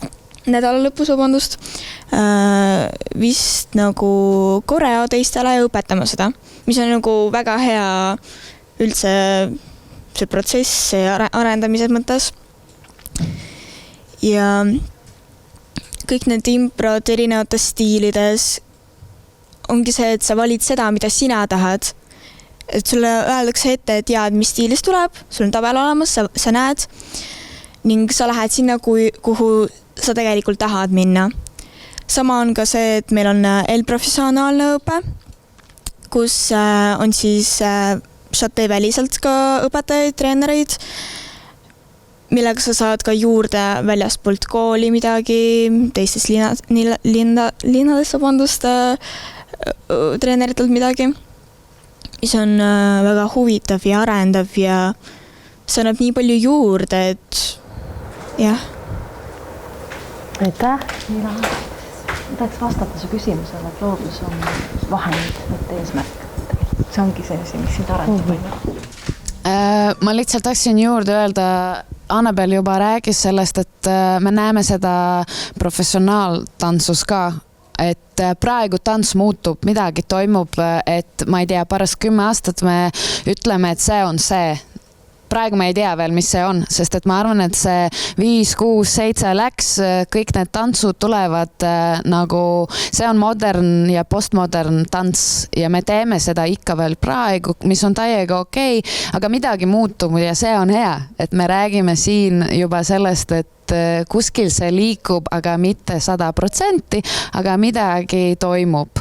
Ja see teine asi, mis ma mõtlesin veel, et oleks super tore, kui ülikoolis või üldse nagu tantsutundides ei panneks hinnad.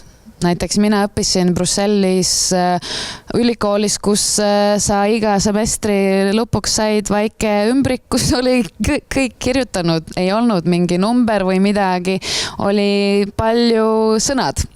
Sealt see on suur teine teema, aga see oli palju parem, kui sa näed, et kas mul on 10 või 9 või mis see number on.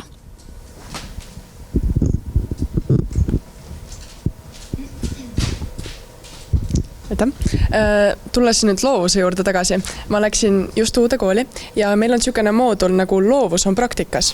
Ehk siis põhimõtteliselt meil õpetataksegi ennast väljendama. Et näiteks meil on kõneõpetus praegu ja seal ongi 10 inimest õpetatakse, kuidas saada esinemisärevusest lahti ja kuidas kirjutada kõne. Ja siis me nagu hakkamegi vaikselt kirjutama kõne ja esitamegi seda 10 inimesele. Et meid ei visata kohe kooli või klassi ette. Et see on väga hea, väga tore on. Meil on ka loov kirjutamine, kus meid õpetatakse kirjutades ennast väljendama. Et seal ei ole valet ega õiget, kõik on õige. Ehk siis eneseväljendus ja loomine on ikkagi omavahel väga tugevalt seotud. Ma loodan, et üsna pea NTÜ suvekoolis sama küsimust küsides noored näevad ja tajuvad, et see seos on toetatud ka igapäevaselt nende tantsutundides. See on see koht, mis tundub olevat veel arengukoht. Aga kuna meil on 25 minutit jäänud, siis nüüd võtan ma tänase päeva kõige põnevama paberi kätte. Need on teie otse esitatud küsimused. Ja ma teen niimoodi, et lepime kokku oma vahel, ma loodan, et teile sobib. See tuleb selline nagu kiirformaat, on ju?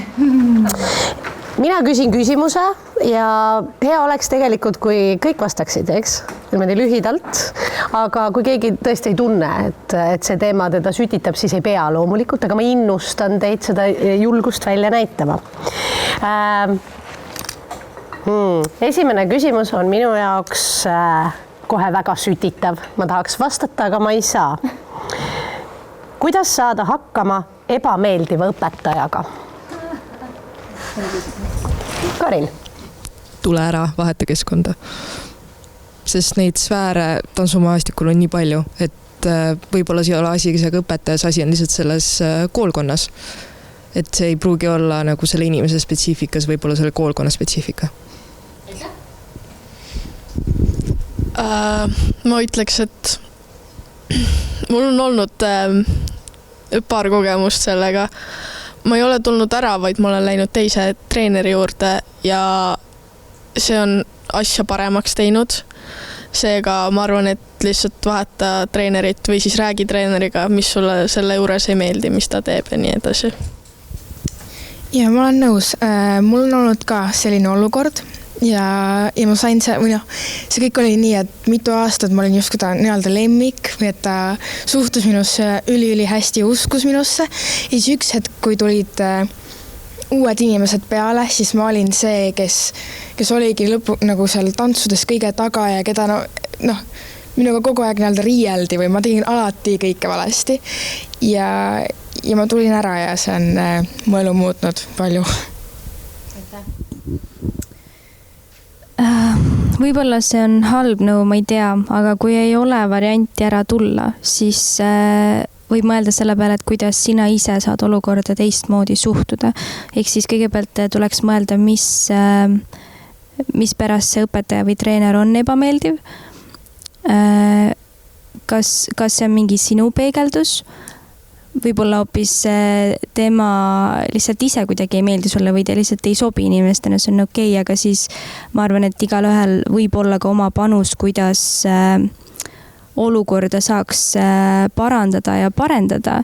Ja kindlasti, mis on väga oluline, on kommunikatsioon. Ehk siis, kui treener või õpetaja sulle miskil põhjusel ei meeldi, teil on mingi ebakõla, kuidagi ei klapi, siis võtta see aeg, kuigi see on kindlasti väga ebamugav, aga lihtsalt rääkida sellest silmast silma, tuua välja, millised on sinu tunded, mõtted ja siis koos nagu peegeldada, kui see õpetaja või treener tundub selline usaldusväärne, et seda võiks teha, aga isegi kui ei tundu, siis minu arvates see julgus, et sa ütled, mis sind häirib, sa tahaks, et asjad oleks paremini, see juba on väärtus iseenesest ja kui peale sellist avatud vestlust mitte midagi ei muutu, siis ilmselt ei ole asi sinus ikkagi, ma arvan.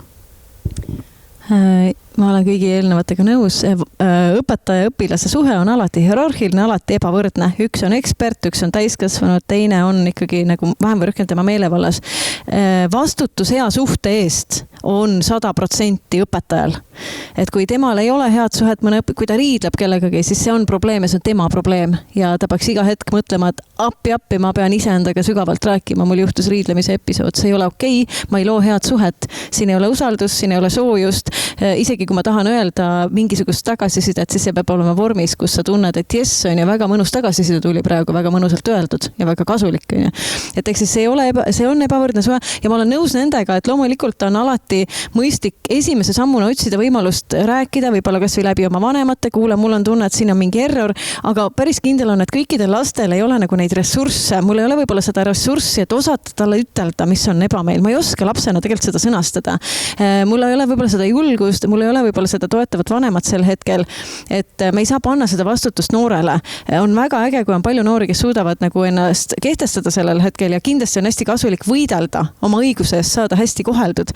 Aga ma ei saa öelda, mina ei julge öelda, et noored, kes ei julge, et neil on midagi viga. Et seega nagu tegelikult sellest toksilisest nagu suhtest lahkumine tegelikult peaks olema ikkagi alati see võimalus, on ju.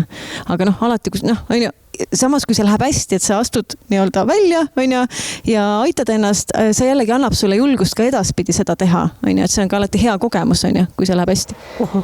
Minul on, aitäh. Kvaliteediteemad on praegu üldhariduses ja tegelikult ka huvihariduses olnud mõnda aega hästi üleval, et kuidas hinnata hariduses kvaliteeti. Ma eile just istusin üldhariduskoolidega koos ja vaatasime, et kuidas siis päriselt hinnata, et mis on kvaliteetne haridus. Sama tegelikult on toimunud juba päris pikalt ka huvihariduses. See protsess on olnud päris pikk, päris arutlev ja erinevaid osapooli kaasav.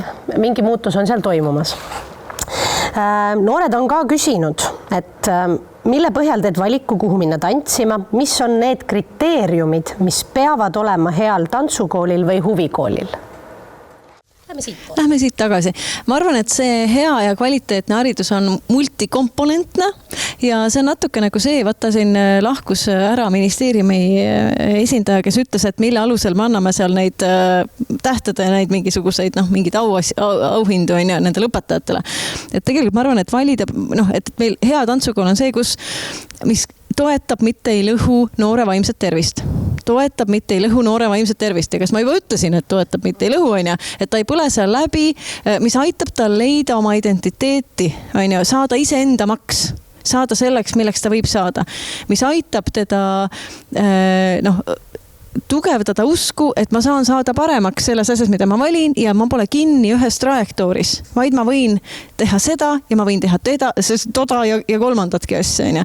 Hea tantsukool on see, kust tuleb loomulikult selle kõige tagajärjel ka need samad baasoskused, liikuda, ennast väljendada, kõiki neid, olla tasakaalus, mida iganes. Et see on multikomponentne. Ilmselt hea tantsukool on see, kus ei ole väljalangevust valedel põhjustel. Inimesed võid ära minna põhjusel, et aga tõesti ma armusin üleöö tennisesse ja ma ei jaksa enam. See on nagu okei põhjus. Aga kui ta läheb ära seetõttu, et ma arvan, et ma ei oska seda teha, siis on vale põhjus ära minekuks.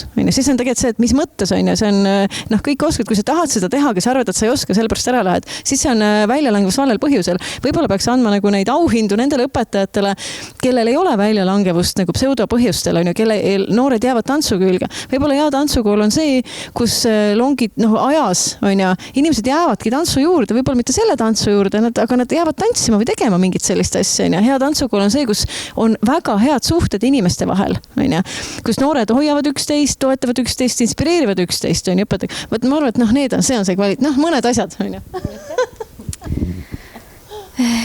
Ja mina üldiselt nagu elus lähtun ka sellest põhimõttest, et ma tahan olla seal keskkonnas, kus ma ise tunnen ennast hästi.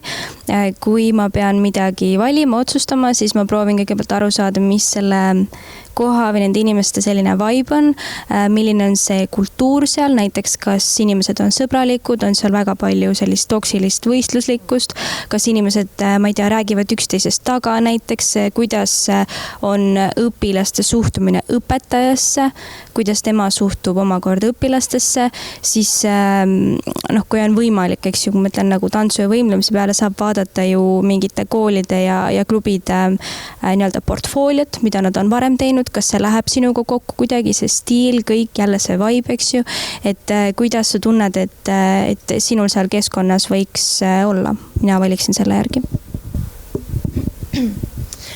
Kui mina valisin endale uut tantsustuudiot, siis oli mul hästi oluline see, et ma tahtsin väga-väga võistelda ja võimalikult palju, sest et seda oli mu eelmises stuudios nii vähe, et ma sain ennast väljendada vähe ja mulle ikkagi nagu väga meeldib olla selle nii-öelda spotlighti all. Ja siis ma vaatasingi ja nägin, et seal olid erinevad mingid meistrivõistlused ja maailma meistrivõistlused ja see oli kõik nii põnev ja huvitav, et selle järgi ma valisin. Ma ei oska sellele küsimusele niimoodi vastata, sest et ma tantsisin 10 aastat ühes tantsukoolis, väikses saadik ja see aasta ma vahetasin tantsukooli, aga ma vaatasin ka selle järgi, et ma olin neid hästi kaua sotsiaalmeedias jälginud ja siis ma vaatasin seda gruppi ja siis nad tundusid kõik hästi sõbralikud ja see ka just, et ma saan võistlustel käia hästi palju, see viis mind sinna selle tantsukooli juurde. Ma ei saa vastata adekvaatselt sellele, et kuidas valida, sest mina ise ei valinud endale. Mulle valiti ja siis sinna ka ma jäin, kuna see juhuse tahtel kattus minu eesmärkide ja minu arusaamadega tantsust ja elust. Et võib-olla kui ma peaksin hakkama uuesti valima, siis nagu eelmainitult, et uurid, puurid ja saad teada nendest erinevatest valikutest. Aga Karin, mis on sinu arvates need kriteeriumid, mis peavad olema heal tantsukoolil?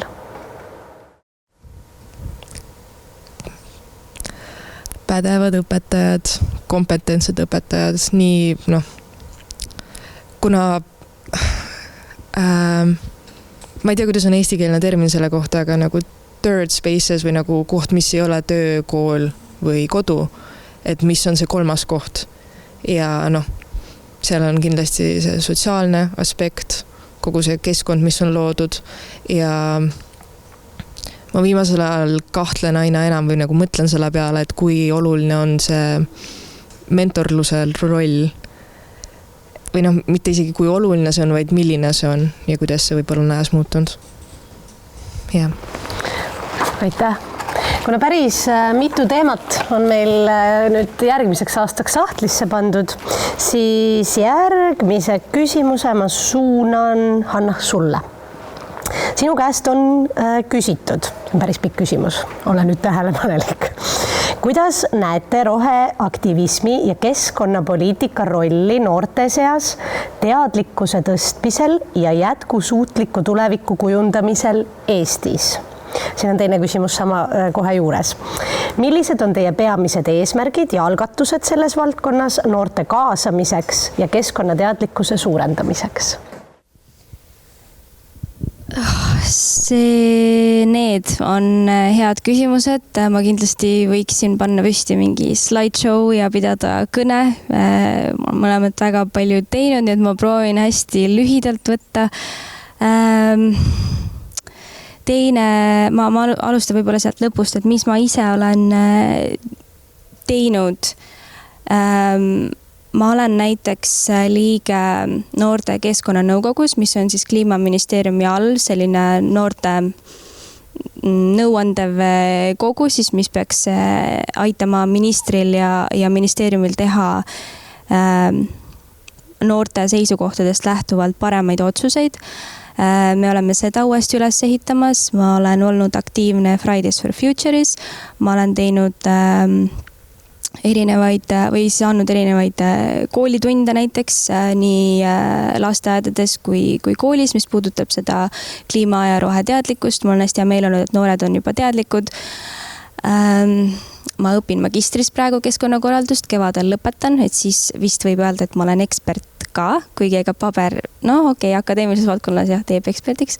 Ma olen Riigikogus, minu ainuke agenda on kliima ja keskkond.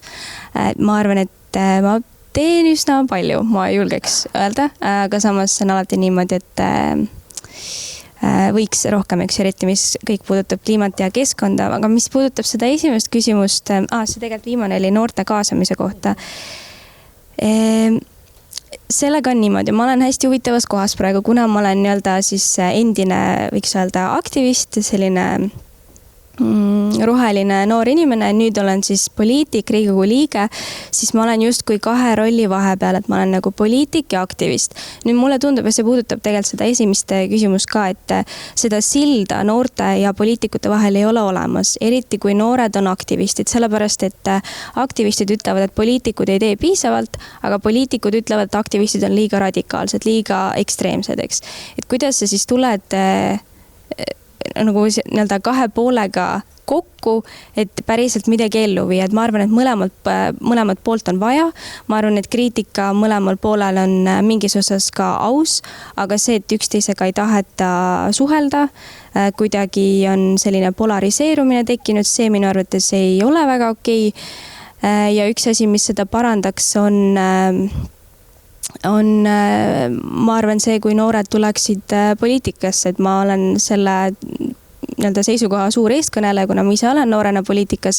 See ei ole hirmus, see ei ole räpane, see ei ole selline nagu mingisugused narratiivid siis lendavad meie ümber, et ega te enne ei saa ju teada, kui te ei ole ise proovinud ja lihtne on midagi süüdistada, kui ise tegelikult selles süsteemis mingit rolli ei oma, et nii-öelda tugitoolisportlasena on alati hea öelda, mina jookseks kiiremini, mina viskaks kaugemale, mina teeksin, ma ei tea, parema kava, eks, aga päriselt ise nagu proovida seda, et ma arvan, et noortel, nagu ma ütlesin enne, on see teadlikkus kasvanud ja see aeg proovida erinevates rollides end proovile panna ja nii-öelda astuda täiskasvanute maailma, et see on aina olulisem, et ma olen Riigikogus ka kõige noorem, ma pean ütlema, et ma tegelikult tunnen küll ennast päris üksikuna seal kohati, sellepärast et ikkagi noori ei kaasata piisavalt palju, aga see on nagu nii kahe otsaga asi, et üks pool on see, et on süsteem, siis teine on see, et noored ei tahagi nagu sinna tulla, sellepärast et ei ole väga neid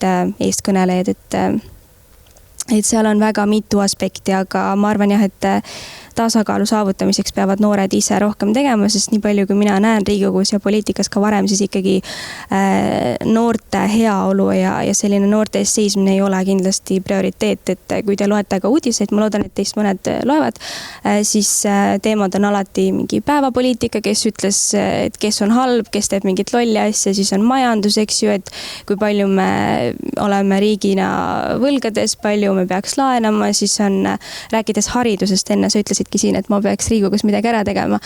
Hariduses on see tasand praegu ikkagi see, et kõrghariduse rahastamine, lasteaiakohad, eks ju, on küll sotsiaalteemaga, läheb ka sinna hulka.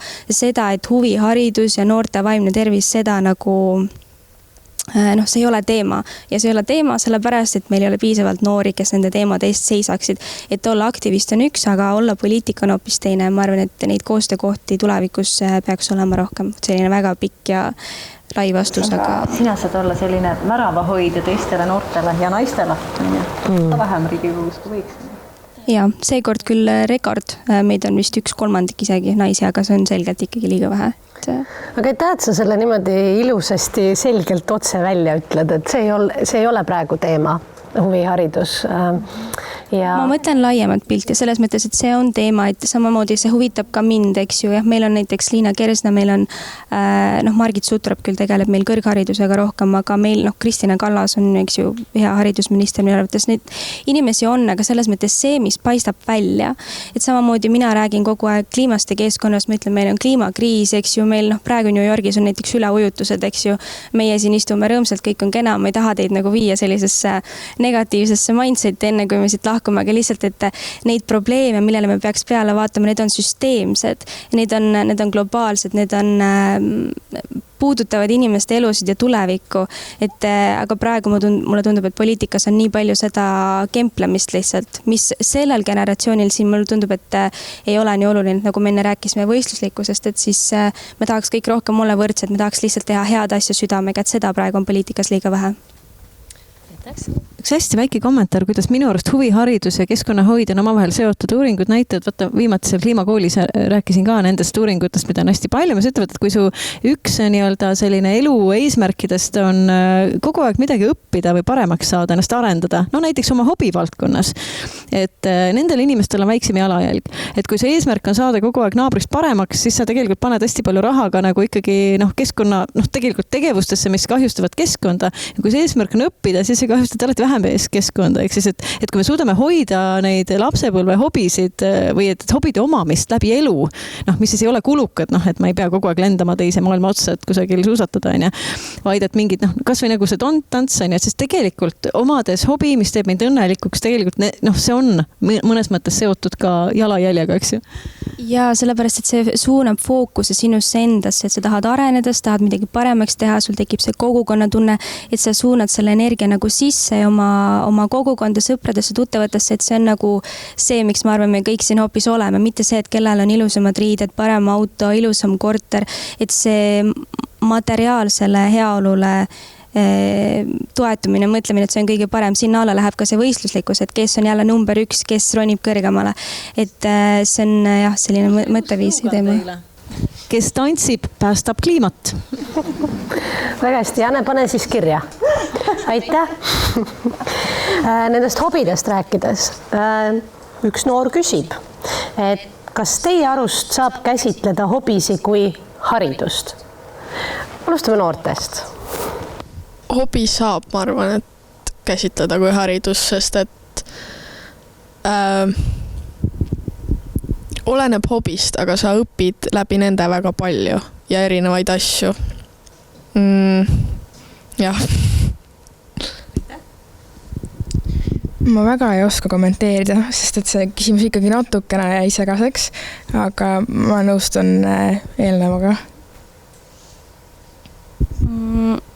Meil on ju selline termin nagu huviharidus, see, kas see katab hobisid ka, ma praegu pole kindel, aga selles mõttes haridus ja kui me nagu mõtleme, milline ta ühiskonnas, mis tähendus sellel sõnal on, siis tihti on nagu rohkem akadeemiline taust, aga haridus on ju selline elukestev asi, et see on õppimine, see on kogemine, see on ja vaata, kui hea, et noor küsib sellepärast, et meil võib olla igasuguseid termineid, on ju, aga kas me nagu selle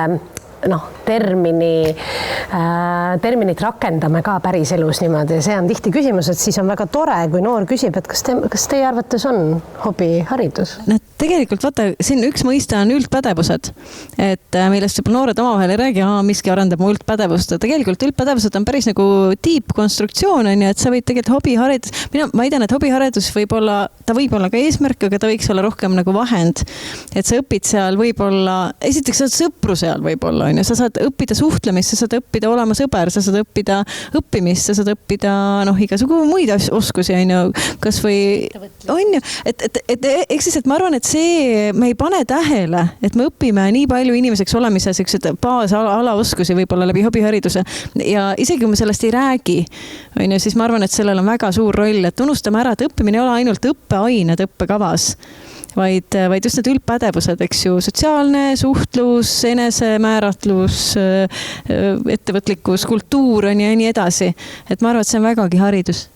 No õnneks see väike link on juba tehtud, et uue riikliku õppekava arenduse juures räägitakse sellest huvihariduse ja formaalse hariduse lõimumisest, et see on vist ka alles väikesed sammud sinna poole, aga oleme vist tegemas neid samme.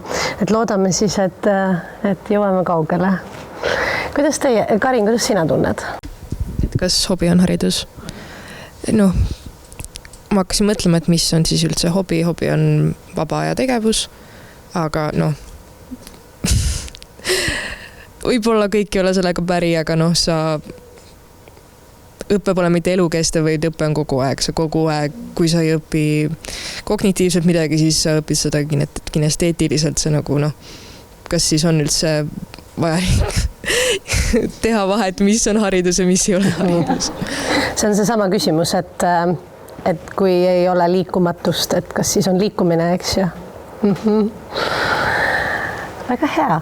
Kas saalis on küsimusi tekkinud või kommentaare? Tahate kellelegi, teil on veel umbes täpselt 3 minutit aega, et kui tahate kellegagi vaidlema minna, siis nüüd on õige hetk selle jaoks. Et näen ka palju noori, kes on tantsus ja teevad, aga siis tuleb see hetk, kus nad tahavad otsustada, kas nad lähevad edasi, õpivad ülikoolis tantsu ja samas nendele küsivad lapsevanemad see küsimus või mitte küsimus, ütlevad, et aga mine õppi arstiks, see on palju parem, sul raha mõttes parem ja näe ja näe ja näe. Ja on nii palju sellised, kes ei saa otsustada ja vaidlevad palju, et kas ma võtan see tants või ma võtan midagi teist nagu väga ratsionaalne. Mis nad peaksid tegema siis? Kuidas me saame aidata, et see nagu see muutuks.